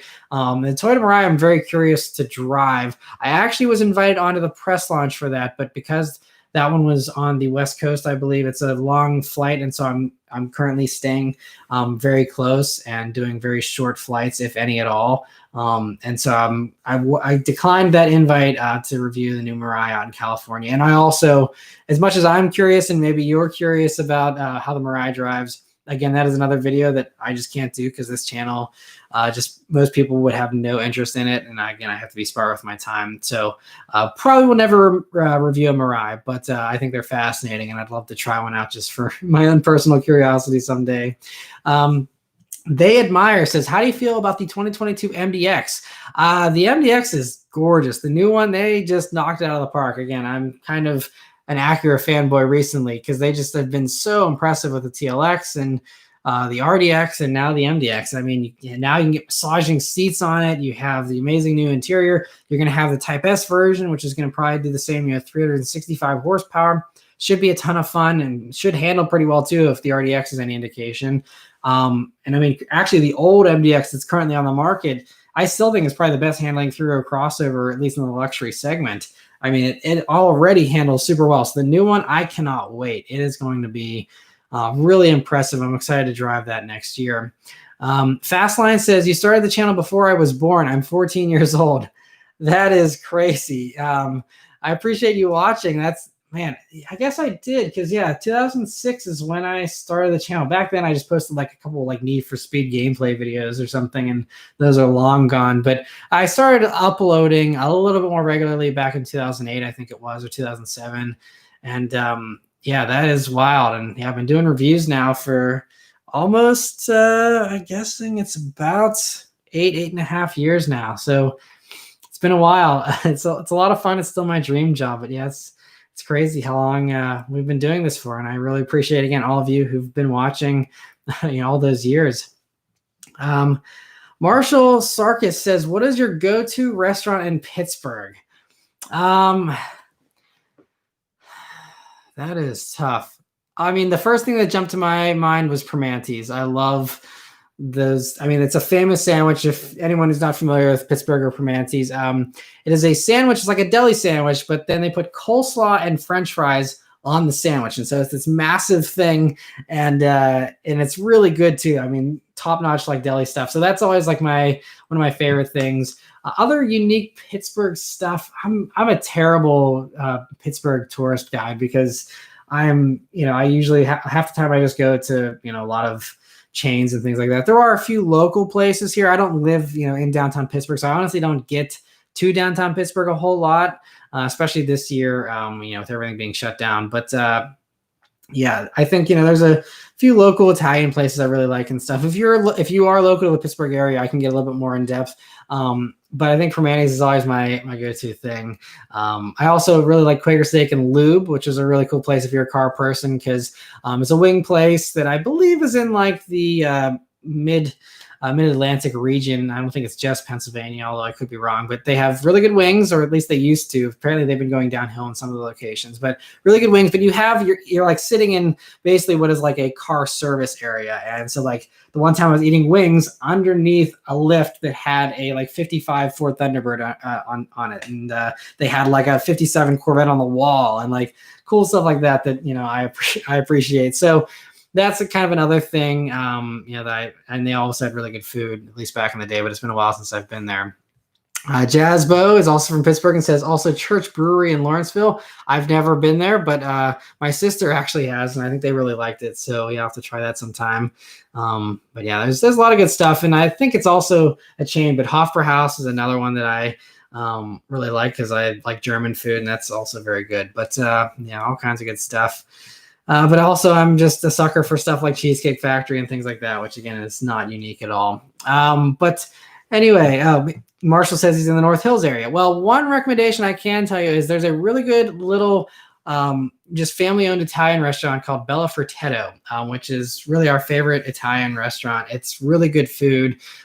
We know the owners. They're really good people, and we love supporting them for that reason. So we'll usually pick that over an Olive Garden or something like that, just to kind of support the local businesses. But yeah, so definitely check that out. It's in Wexford, so you can check that out if you're ever wanting Italian. All right, so other questions here. Joel says, favorite car of 2020? That's tough. Honestly, though, even though there's been so many C8 Corvette fanboys this year, I think I gotta just give it to the C8. It's just mind-blowing for what it is, for the price, and just the fact that they're able to give it a nice interior. And that was like one of the last press trips I was on before everything shut down. And so, I mean, just taking that thing around a track, taking it down the drag strip, well, actually not the drag strip, that was the GT500, but taking it around the track, being able to do launches, doing autocross, all that kind of stuff we did do in the C8, and I did launch it there. But I think it's just, that was going to be the car of 2020. And, obviously COVID kind of shut down the plant for a few months. So there's not as many of them out there as they originally were hoping for, but that's the 2020 car. It always was going to be. And it's just, yeah, I think it's just fantastic. It's not a car I don't think I would buy, but I certainly wholeheartedly endorse other people that, don't mind the fact it doesn't have side curtain airbags and things like that. It's a fantastic car and a really good value. Daniel, thank you so much for the super chat. He says, do you plan to do a second video on your time as a movie extra? Also, whatever happened to reviews from Harrison Auto Sales? So I appreciate you being a longtime fan that even knows about those two things. So as far as being a movie extra, I covered everything in that video. I believe I covered all the movies I did. I haven't done anything new since then. If I ever can someday find enough free time to get back into being an extra, I'd love to do that again once things get back to normal. But I don't think I'm going to do a second video unless there's anything new to talk about, which I don't think there really is at this point in time. But hopefully someday I'll be able to get back on a movie set. That was a lot of fun. As far as the reviews from Harrison Auto Sales, I am looking to kind of reach back out to them and do some more stuff, because getting back to what I was talking about earlier, how those types of used enthusiast vehicles are what really built the channel, and I think where a lot of you kind of subscribed, and some of the stuff you guys really enjoy seeing. And so whenever they do get interesting stuff in, I think I'm going to try and do some more stuff there in the future and reach out to them, and also reach out to South Park Mitsubishi more often if they ever get anything interesting in. I would like to try and do some more stuff there, but I think I do want to do more used stuff, in the future, because I know that a lot of people, they're into the press cars and stuff, but it's also, there's a lot of stuff these days that doesn't appeal to some of you. And so I think, getting back to some of that older stuff is something I'd love to do. So I've done a lot of the old stuff already, though. I've covered, I think, most of the bases, but some of the, niche stuff that I haven't covered yet, I would like to certainly cover if they come in. And so that's where, Harrison Auto Sales could come in with those types of vehicles to kind of fill those niches. So I'm hoping to do some more of that again sometime soon. Garrett Betts, thank you so much for the super chat. He says, "Hi Matt, hope all is well. Pros and cons of driving a manual as a daily. Looking at Veloster N 6-speed is my new daily as a first-time manual driver." Well, I think the Veloster N is a fantastic choice. That does have the auto rev matching, which will certainly help you a little bit with that as a new manual driver. And also the Veloster N clutch is really light. So if you are in any kind of stop and go traffic, it's going to be pretty easy. It's not quite as much of a leg workout as it is in my Mustang, for example, and stuff. As far as having it as a daily, it really comes down to how bad your commute is. I daily drove a manual my entire life whenever I used to actually have a commute. First with, my first car, I didn't, because I only had that for 9 months, but the Legacy GT I had for, 5 years or so, that was a manual. The BRZ was a manual. Every Mustang I've had as a manual. And so, I daily drove most of those, a good bit. And, you sit in traffic and it's not fun. I'm not going to sugarcoat it. Like when I'm sitting in stop and go traffic, I'm like, oh, I wish I had an automatic. But then the second the traffic clears up, I'm like, yep, I'm glad I have a manual. So, I think it's a skill worth learning. If you're an enthusiast, I think it's something worth at least trying. And you can always go and swap it for a DCT Veloster N if it really is wearing on you after a year or two. But I think the Veloster N is a very good car to learn on, and is definitely something worth pursuing. So hopefully you take the leap, but it depends. If you're sitting in grueling stop and go traffic every day, I don't blame anyone one bit for having an automatic. It totally makes sense. I know there's a lot of people that have like automatic BRZs that get made fun of in like Southern California, and it's like, yeah, but if you're in Southern California, you're sitting in terrible traffic all the time, like, yeah, driving a manual gets old. So I totally can appreciate both sides, but I'm firmly still in the manual camp myself.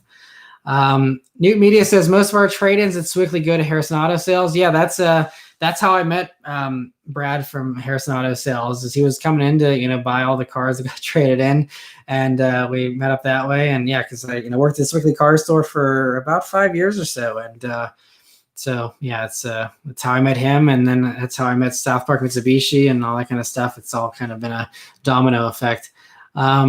All right, so we have Robert says, "Hey brother, how's your day going? Has Beth always been into cars, or did you need to convert her?"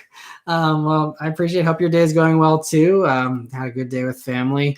As far as Beth being into cars, she always appreciated cars, and especially like luxury cars and things like that. She was never into like going fast or anything like that.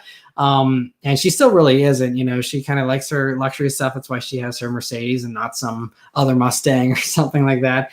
But she's always had an appreciation for nice cars. I think, like when we met, she was leasing a green Ford Fiesta because she wanted something fun and bright colored, and so I think she's always kind of appreciated having a nice car and having something with a fun color to it and all that.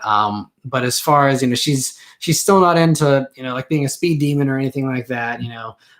But maybe someday we'll get her on a racetrack or something like that. We'll have to see. But in the meantime, yeah, she's always kind of liked it. But it's certainly like before, like when we first started dating, like she wasn't as good at naming every single car on the road as she is now. That's just been rubbing off from me and, hanging around me for the past, 6 years. She's now, I mean, she can spot cars sometimes better than I can. She'll be like, it'll be like way off in the distance and it's just like a blurry taillight. She's like, oh yeah, that's a Durango. And I'm like, oh yeah, I guess it is. I wasn't totally sure. And, so she's really good with all that kind of stuff now. So it's pretty impressive. New Media is giving me some updates here from the Strictly Car Store. So Marty from Audi still remembers you. Dave Kurtz is still a manager down at Detail. That is crazy. Yeah, they've been there forever, and they're all great guys. I need to stop by sometime once COVID blows over and say hello. And actually, Zach, I'll have to reach out to you because if you still are down at Detail, my friend actually ordered a Cayman GTS 4.0 through Strictly, and so I'll maybe give you a heads up whenever that's inbound or something, so you can maybe take a little bit extra care of that for him because he's excited for that to come in here relatively soon. Yeah, he's got another update here. They're always looking for lot attendants.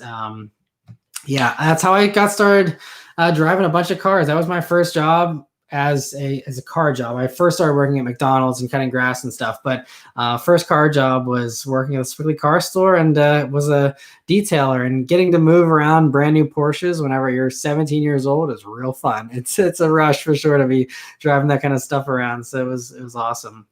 So G-Man says, does Beth know how to drive a manual? If not, you should do a video teaching her.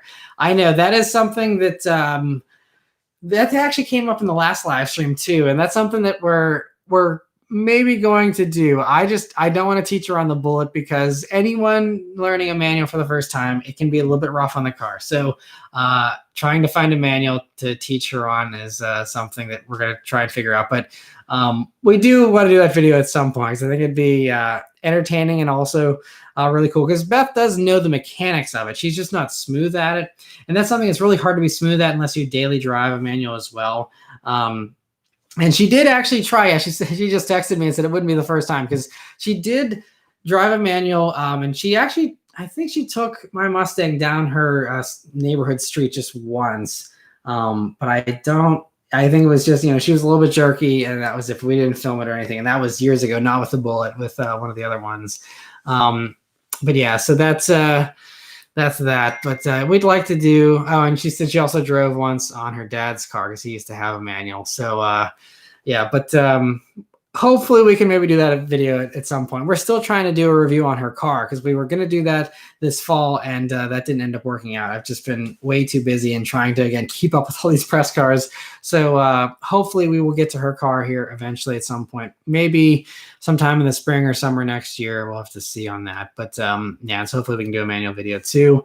But yeah, so Nuke Media, I'll just mention. So he said, what color I detail Porsche specifically now? We've had a Miami Blue GT4 and a Black Spider come in so far. His is the red, Carmine red, I believe, GTS. So it's going to be a Cayman. So just Cayman GTS 4.0. Yeah, let me know. I think he'll let me know whenever it should be shipping. I don't think it's shipped just yet, but I think it should be coming relatively soon. So I appreciate that. If you can kind of keep an eye on it for him, that'd be awesome. That Washer Nerd, thank you so much for the super chat. He says 2018 Forester XT or a 2018 Mazda CX-5 for my mother. Non-car enthusiast, but she appreciates a peppy car. Okay, so if she appreciates a peppy car, I would probably recommend the CX-5 simply because you have a normal automatic, and the throttle response in that automatic and stuff is going to make it feel much more direct than the CVT and the Forester. It's just a very imprecise feel. It's very slushy with those Subaru CVTs. And so if she wants pep, I don't think a Subaru with a CVT is a good car for anyone who enjoys peppiness. So I think that's a pretty clear call in my mind. I would definitely go for the CX-5. Obviously, have her test drive both and see what she prefers. But I think she's going to enjoy the CX-5 a lot better. And as an aside, even if she doesn't, even if she isn't an enthusiast, the CX-5 handles much better as well. You get a little less interior space than the Forester, I think. But I personally think it's worth it in the Mazda because it drives so much better. So that would be, and you also don't have any turbo lag in that versus the Forester XT. That's gonna have a little bit of an extra lag than the CX-5. Even the CX-5 turbo feels to have a little bit less lag than the Forester XTs do. But all right, so Dakota Shepherd, thank you so much for the super chat. He says, always appreciate your honest content. I finally built a car that would put a smile on your face. Thanks for all the content. Well, I appreciate you watching and for all your support. I'm curious to see what car you've built. If you ever want to send over a picture or something, feel free. I'd be curious to check it out. That's awesome that you built your own car. That's a huge accomplishment when anyone has the time and the skill and the money to build a car exactly the way they want. And I can certainly appreciate the whole built not bought kind of thing, even though every single performance vehicle I've had has basically been bought. I've done a couple things here and there with some of my cars, but I've never really done any heavy mods or really built something from the ground up like a project car. And so that's got to be super satisfying. So congrats on completing that. That's awesome. Daniel is asking, do you have any trouble with the control arms on any of your Mustangs? Mine had to be replaced at 20,000 miles on the GT. That's crazy. I have not heard of control arm issues. I have never had an issue with any of mine. Granted, my EcoBoost was the highest mileage one I had. That got to, I think, 28,000 miles or so. And then the GTs that I had, the one I got rid of around 12,000. The other one I got rid of, I think, around 22,000 or something like that. Never had any issues with those. And the Bullet, of course, is only sitting at just under 15,000 miles now, but never had any issues. I've never heard of any issues with that either, though. So that's unfortunate. Sorry you had bad luck with that. Hopefully it was just a weird thing and doesn't happen again. That's a bummer. But yeah, never had any issues, thankfully. We have Aziz asking Land Cruiser thoughts. Funny you should ask that, because I will be getting one as a press vehicle later this month. It's the final edition, or whatever they're calling the Heritage Edition, I think, the last Land Cruisers here. So I'm going to be reviewing that and seeing how that does. The reason why I did that, for example, even though that's not a very sporty vehicle, my reviews on the Lexus LX 570 and the GX have been pretty strong performers in the past, and that's a very similar thing with the Land Cruiser. So I figured hopefully that will do pretty well as well. So that's why I decided to take a risk and accept that press vehicle, which will be coming in here in a few weeks. So stay tuned. That video, based on my current backlog, that video probably won't arrive until early January, though. So it's a little bit of a wait, but if you don't mind waiting, I'll have lots of Land Cruiser thoughts here in the next couple of months. Jersey Boy Greaser says, hey, Matt, any thoughts on trading the Bullet for the new Mach 1?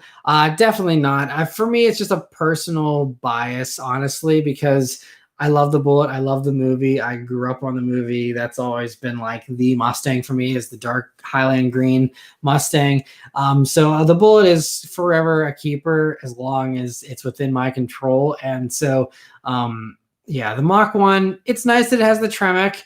But it's also so expensive. I mean, my Bullet fully loaded, I paid 50 grand. Well, not fully loaded. I didn't get the Recaros, but it's like 50,000 bucks. And now it's like you can't even get your foot in the door with a Mach 1. It's like, what, 52 or something? And then you put some options on it, you're in the mid 50s. It's, especially if you want the Tremec, honestly, and you're not scared of the GT350 engines blowing up, I would just get a GT350 at that point for that kind of money, So I'm not super into the Mach 1 personally. I would never buy one, but I'm curious to review it because I think it'd be a cool combo of that Tremec with the Coyote motor. Should be a really interesting new combination we've never experienced before. So I'm definitely hoping that Ford sends me one to review at some point, but definitely not going to be buying one, though. Daniel Sherrill, thank you so much for another super chat. He says, I love how Beth is low-key creeping on the live stream and participating via text. Don't forget your blue baseball cap. So as far as, yeah, she likes kind of watching, and it's kind of funny because she gave a thumbs up. My even like my family members and stuff sometimes will watch these as well, so that's kind of always fun to see them give their comments and stuff too.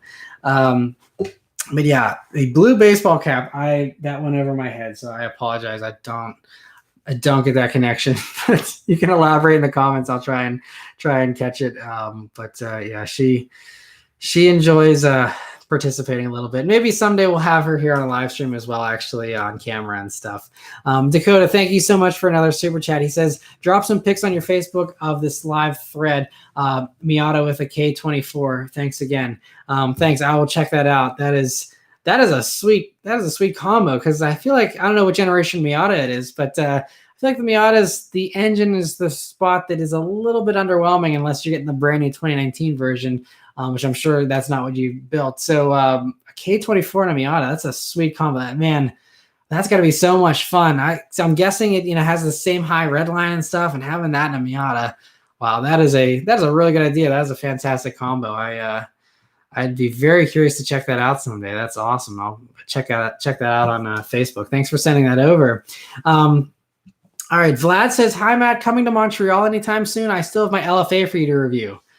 Thank you again. I have not forgotten about your LFA offer. That is a huge offer. Thank you so much. I'm still glad you have that. I do want to do a Canadian tour here at some point, again, once things get back to normal, because I do actually have some people in Toronto that offered some pretty cool high-end cars as well for me to review. So between that and Montreal is just so cool. I'd love to take the bullet on a Canadian road trip.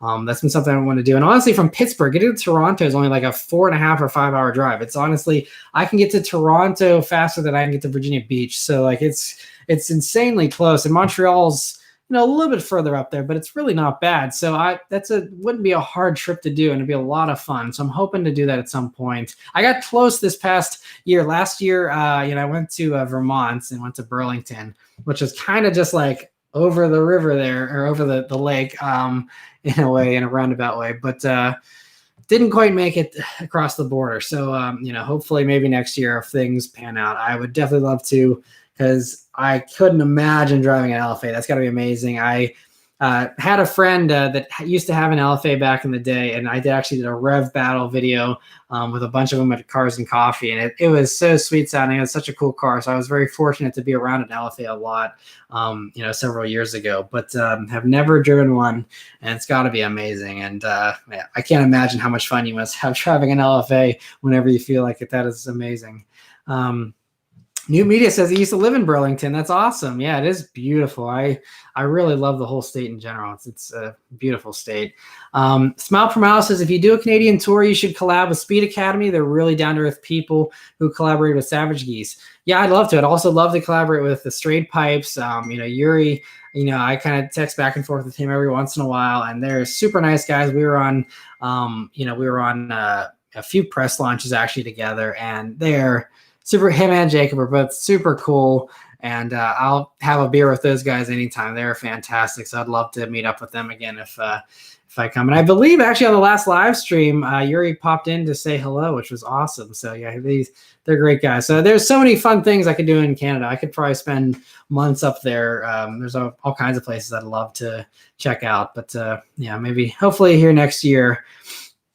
Oh, and Newt, thanks for linking the LFA Rev Battle there. If anyone wants to hear what one sounds like or be reminded of what one sounds like, there's still such an amazing engine. I wish Lexus would have put that V10 in something else, because, man, that thing was a gem. So Fastline says, are you still going to review a van this year, 2021 models? So I am going to be doing vans. I know I asked on both YouTube and on social media if you guys wanted to see van reviews. On Instagram, I think it was slightly over 50% of you said yes, you would watch them. On YouTube, it was a little bit less than 50%. But I'm sure if I asked you guys if you wanted to see a Buick Encore review, you'd probably say no too. So I didn't want to put too much stock in the poll. And I think what I've concluded is that I'm going to do the reviews on the new minivans just one time. Like, I'm doing the new Sienna once, and I'm not touching it until there's a new generation again. And same thing goes for the Pacifica, since that's a significant change now with them adding the all-wheel drive and stuff. And then I am going to be doing the refreshed Odyssey, since I have not done that. And I figure if I did the other two, I might as well do the Odyssey, since a lot of people think that's a baseline, a kind of a standard and a benchmark for the minivan segment. So I'm doing those three. Those will be uploaded here the Sienna.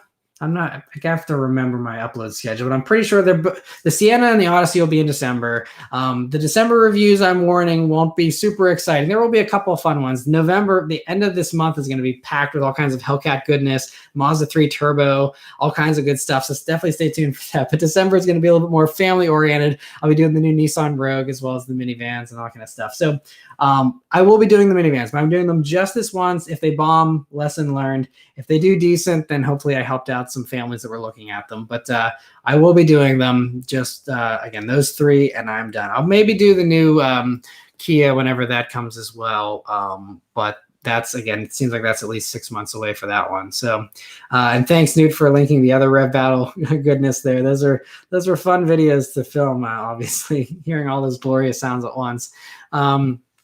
So, all right. Joel says, hi, Matt, do you recommend a Mach 1 or an F-150 Sport package or the Silverado RST? Great show. Learn lots about cars and trucks. I appreciate that. Thanks for watching. Obviously, with the Mach 1, you're talking about a Mustang and a sports car, really. And then obviously with the trucks, it's a totally different driving experience. I'm not a truck guy personally, so I'd rather have the Mach 1. But it comes down to your lifestyle and what you need. If you're kind of looking for the truck experience or you kind of need the practicality, I think between those two, I'd probably go F-150. I personally like the Ram the best as far as 1500 trucks. But between the F-150 and Silverado, I think the F-150 is a little nicer. But between those 3, I would go for the Mach 1 for sure, because I love my Mustang, and it seems like most people that own Mustangs love them as well. But all right, so we have Ethan says, hey, Matt, is a Veloster N non-performance pack recommended as my first car? We don't really have its other competitors where I live except for the Type R, but it's too expensive for me. So I've never driven a non-performance pack, Veloster N. So I don't know if the extra power is going to be something you'll miss, or the limited slip differential, or the active exhaust. You do lose a lot without the performance package. I'm not sure if it's just not readily available in your area, or if it's hard to find or a little bit too expensive, but I would recommend the performance pack if you can get it. If you can't, it still is a really fun 250 horsepower, hot hatch. Should still be fantastic. I think it'd be a great first car because I think, for anyone that's wanting to get started with performance vehicles, getting something front wheel drive is usually a pretty good way to go because it's very predictable. Same goes for all wheel drive cars for that matter. But, getting something rear wheel drive for your first car can be a little iffy because it can be a little bit to handle, especially in the rain and stuff like that. Front wheel drive is very predictable, very easy. And the Veloster N is a fantastic vehicle, even if it does have 25 less horsepower with the non-performance pack. I definitely would recommend, getting one of those, I think, as a first car because it's a reliable car as well. Or at least it should be, being a Hyundai and stuff. So, yeah, I definitely would recommend one. And honestly, if I needed a practical hot hatch, the Veloster N would be my go-to pick as well. I think they're just so much fun. I loved having one for a week. And that car actually got a lot of looks too. I even had people commenting when I was going through drive-throughs and like, oh, that's really cool and stuff. So, and also my future brother-in-law has a Veloster Turbo in bright red, and he also gets lots of comments on his too. So Velosters turn a lot of heads. I'm not sure if you care about that, but they definitely kind of stand out a little bit for their unique style. I think that's something that really makes them fun. Miguel, thank you so much for the super chat. He says, for the OGs, hit us with the famous line. So what's up, everybody? Superworks fan here for another car review or for a weekly update or whatever. So there you go. I still can say it very easily. And there was one time, I don't know if you saw my WRX STI S209 video I did last year. That was like my Christmas special to everyone was I did the Super Dorks fan intro on that one. But yeah, it's crazy how far the channel has come since then. And it's been 3.5 years now since the name change, which is kind of crazy too. And all the opportunities it's opened up since then have been awesome. I'm glad everyone enjoyed that. That's funny. Oh man, you guys are awesome. I know some people say they missed the intro. I think it's just, I just had to kind of mature the channel a little bit. It's just the Super Dorks fan name just, I couldn't grow with it, and there's a lot of car companies that wanted to send me press cars, but they couldn't have someone with Subaru in their name reviewing it because it just implied bias. And so that just was my bad for starting with that from the very beginning. I just didn't have a lot of foresight. I didn't think this would end up being my full-time job back when I made that username, but yeah, it's still lots of good memories, so much nostalgia. Now I want another BRZ again to get back to all that stuff, but we'll see what happens here in the next year or two. Because I also have been considering getting the next gen WRX just because I've never actually owned a WRX. So I feel like maybe I should check that box someday. I don't know. Maybe if I need a dad car down the road or something, I can kind of justify a new WRX there or something. We'll have to see. All right. So Joe Taka says, have you seen Misha? I'm not going to try and pronounce that last name. They're Nürburgring vlogs. I have not. I've never heard of them before. Nürburgring seems to be a pretty crazy place. I've seen, Shmi 150's videos on the Nürburgring and stuff like that in the past. It's pretty crazy. I've had some friends that have been on it, but I have never actually been to Germany aside from flying through. So I'd love to do a German tour someday as well. That'd be a lot of fun. All right. We have Dylan says 2020 Elantra GT N line. Not a lot of reviews online. What are your thoughts compared to Veloster N?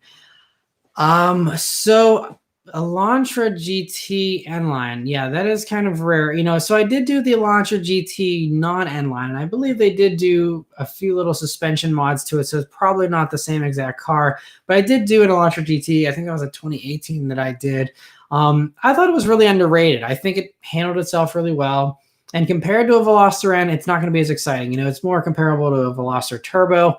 Veloster N is a much more exciting experience for several different reasons: the exhaust, the rev matching, just the sound. I mean, it's much more dynamic with the Veloster N. You're sitting lower. It's the adaptive suspension, all that kind of stuff. But compared to a Veloster Turbo, I think the Elantra GT kind of felt fairly similar. I think the Veloster still handles a little bit better, but if you need the extra practicality of actually having four-wheel doors, I think the Elantra GT is a great choice that, again, flew under everyone's radar. You have, the long Hyundai warranty still. It still is, has a nice touchscreen, all that kind of stuff. I think it's a really good little choice. And you can probably get a really good deal on them since they didn't sell very well. If you can find one sitting on a lot somewhere, you can probably get it for an absolute steal. So definitely something worth considering for sure. So we have Alan says, have you thought about doing everyday vlogs?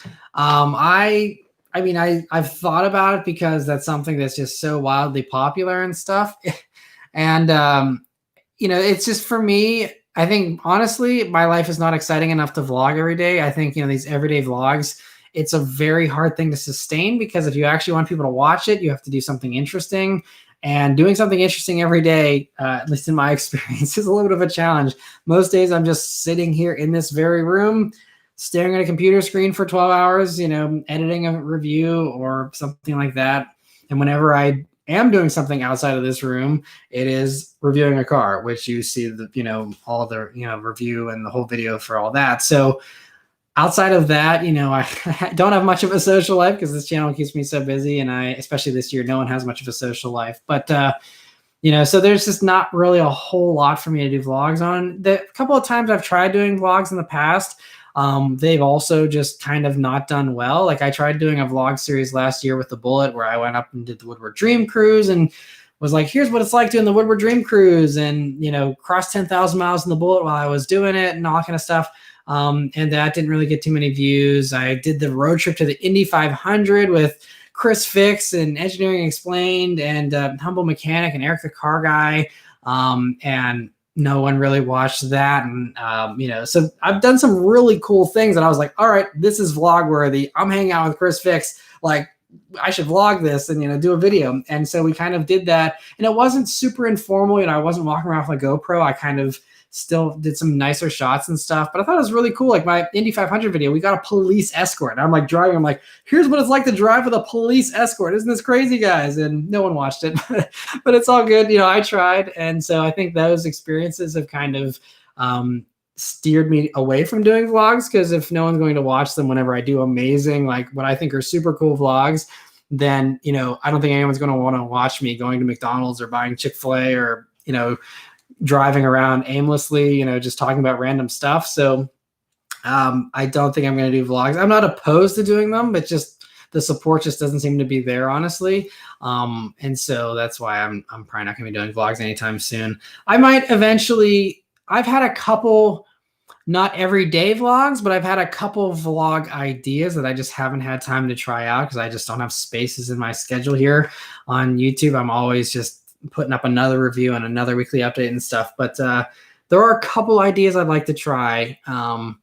and maybe those will do better in the future, because I still have a lot of creative juices flowing, and there's a lot of things I'd like to try, but a lot of my experiments outside of reviews and weekly updates haven't gone very well. So I'm just trying to stick to my strengths, but I still want to experiment with some stuff in the future. So don't count out vlogs entirely, but I don't think I'll ever get to the point of doing everyday vlogs unless the future vlogs I do have wild success. Then maybe, but like Newt Media said, vlogs get very fatiguing, and it's just, you're constantly having to outdo yourself. You're constantly having to, one up yourself, and it's exhausting. That's why most vloggers burn out after a year or two. And that's why a lot of these, people, they blow up, they get their couple $1,000,000 and then they ride off into the sunset, and, they quit. And that's just because it gets exhausting for a lot of people, and I don't blame them one bit. But, yeah. So, but hopefully that answered your question there. Daniel's asking, would you ever do a behind the scenes or blooper video? I did do, like Newt pointed out, I did do a blooper video in the past. That didn't really get too many views either, but I did that once or twice. And honestly, I don't really have too many hilarious bloopers. It's usually just me getting tongue tied or messing up a spec of a car or something. And I don't really have too many that are really hilarious. And so, but like the last blooper video I did, I think there was a few funny moments, but yeah, it's been a while since I've done that because I honestly don't have too many bloopers. Behind the scenes is something I've been kind of thinking about doing, because it'd be kind of cool for Beth to just like follow me around while I'm doing like how I film a review and stuff. That might be kind of fascinating for some of you. So that's something I might do. And if I kind of slow down a little bit with the videos this winter, maybe I'll kind of try something like that out as well.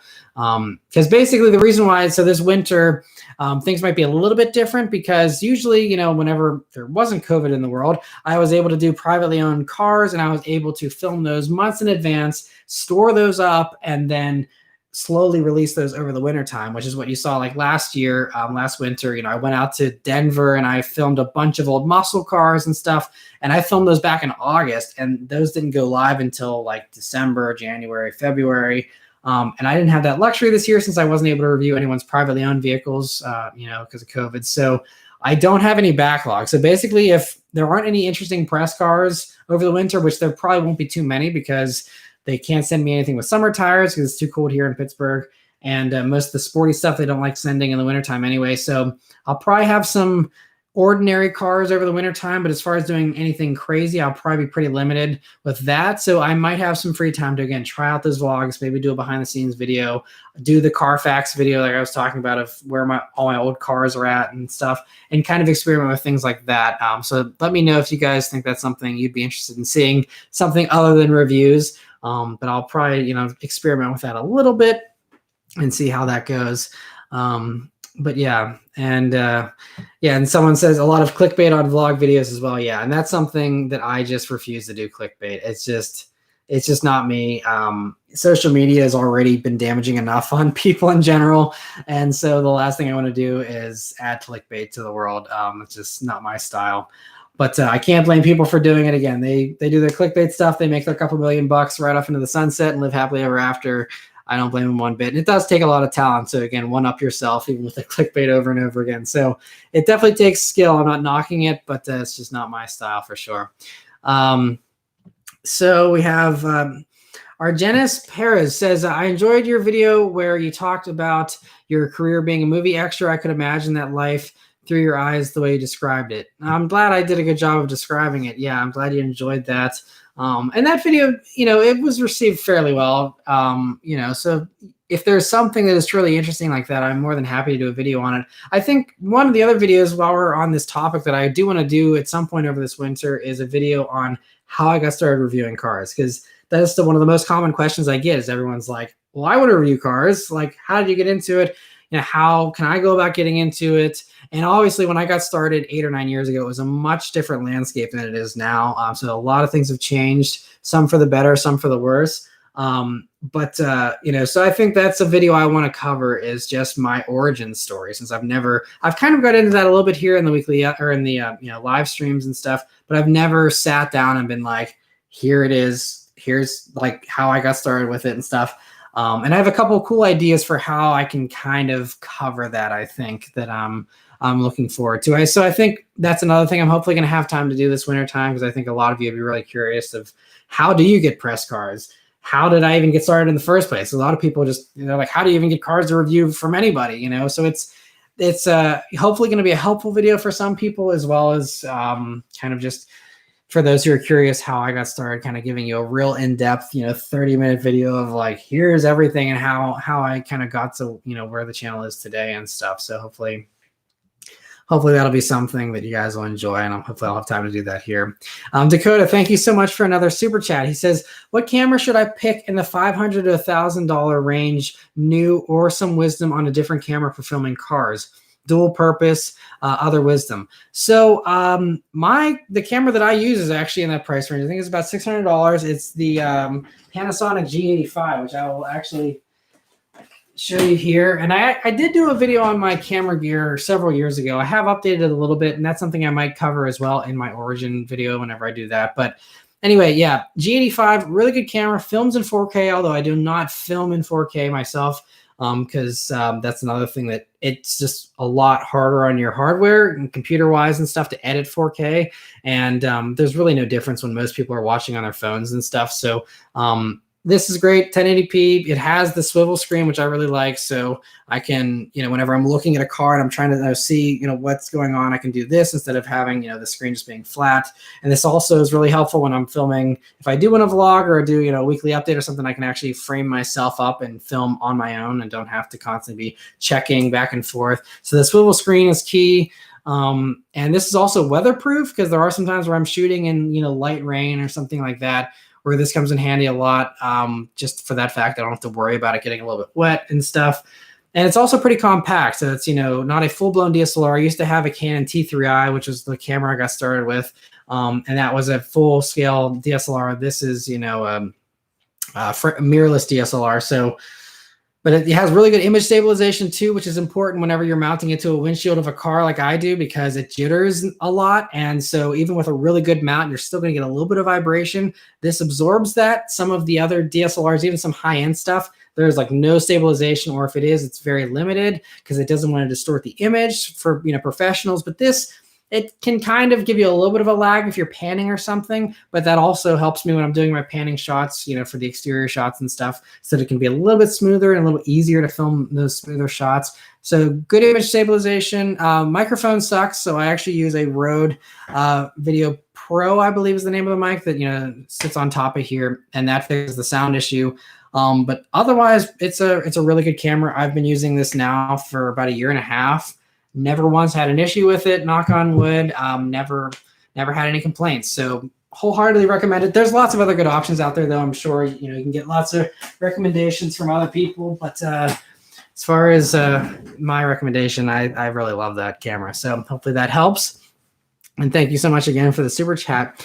And then, yeah, so other questions here. We're getting close to 2 hours, so just do a couple more, and then we'll probably call it a night, and we'll wait for the next one in December here. But all right, so we have a Chestnut saying, last question, do you and Beth have any children? We do not. So that is something that we'd like to have down the road, but yeah, no children yet. So that's that.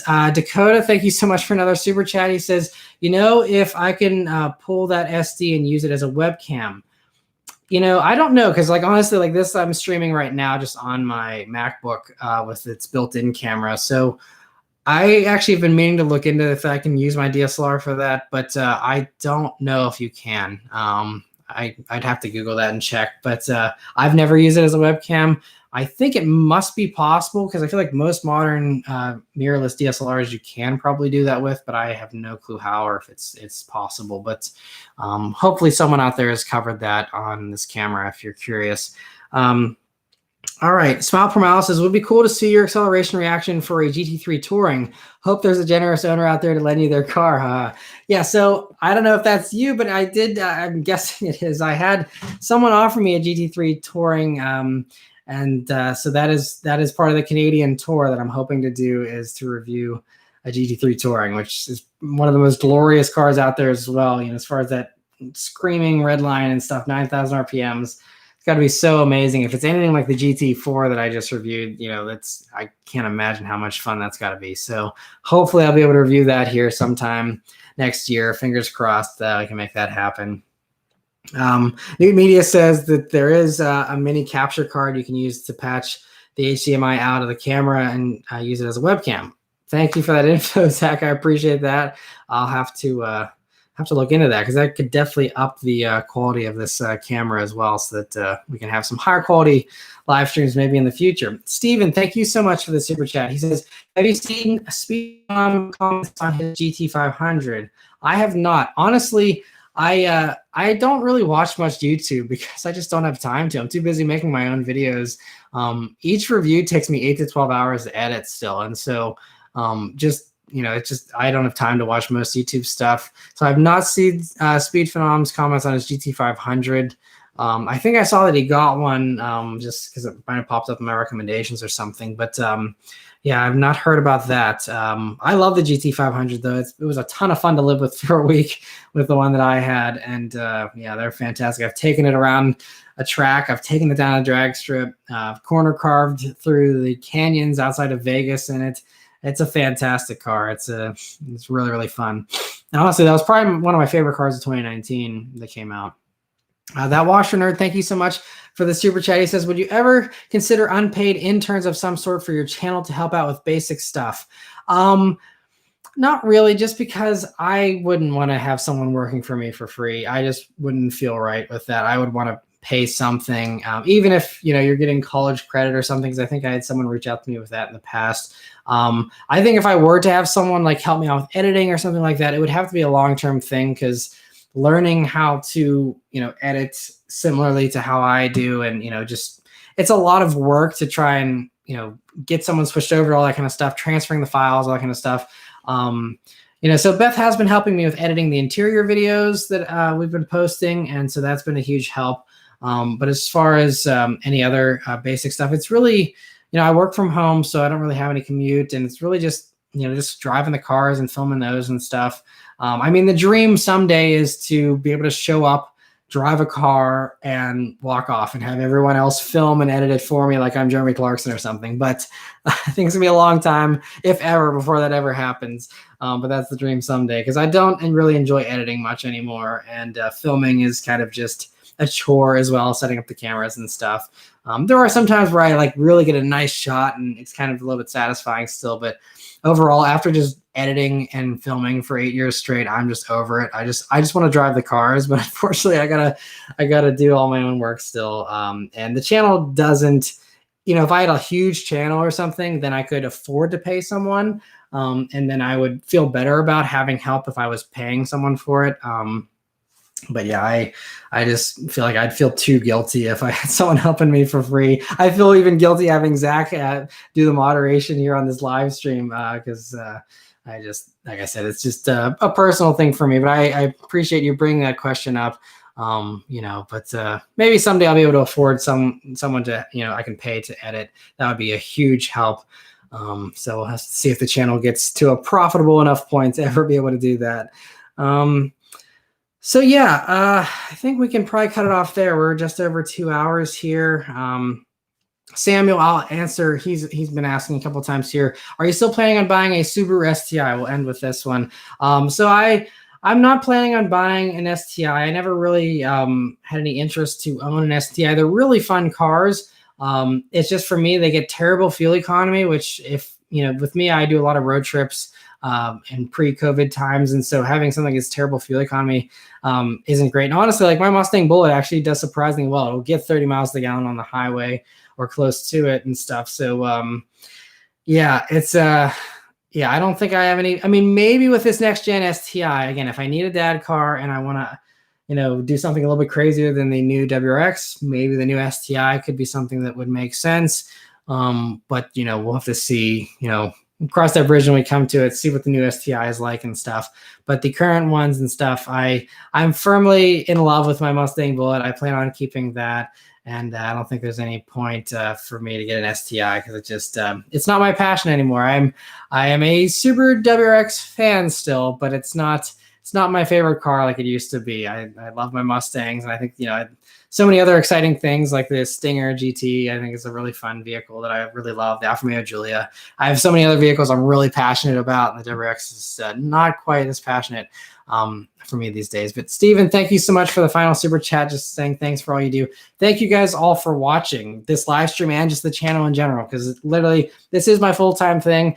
And so the other reason I'm able to continue doing this is because you guys continue to watch the videos, continue to subscribe, share the videos with your friends and family that enjoy car reviews or looking, car shopping and stuff like that. That's what keeps the channel going, is every one of you supporting it. Thank you, Miguel, also for your super chat there. I really appreciate you guys. Hopefully you guys enjoy this live stream. I hope you guys continue to have a good holiday season here with Thanksgiving and Christmas and all that coming up. I hope you guys have a good rest of your year here, but I will be back in December, probably first week of December, for another live stream. I'm happy we've been able to do these every single month here for most of 2020. I'm glad we've gotten into a rhythm and kind of a regular schedule with these. It's been a lot of fun live streaming with you guys. I'm looking forward to doing it next month. But in the meantime, I hope you guys continue to stay safe and healthy. Thank you guys very much for watching, and I'll see you on the next one. Take care.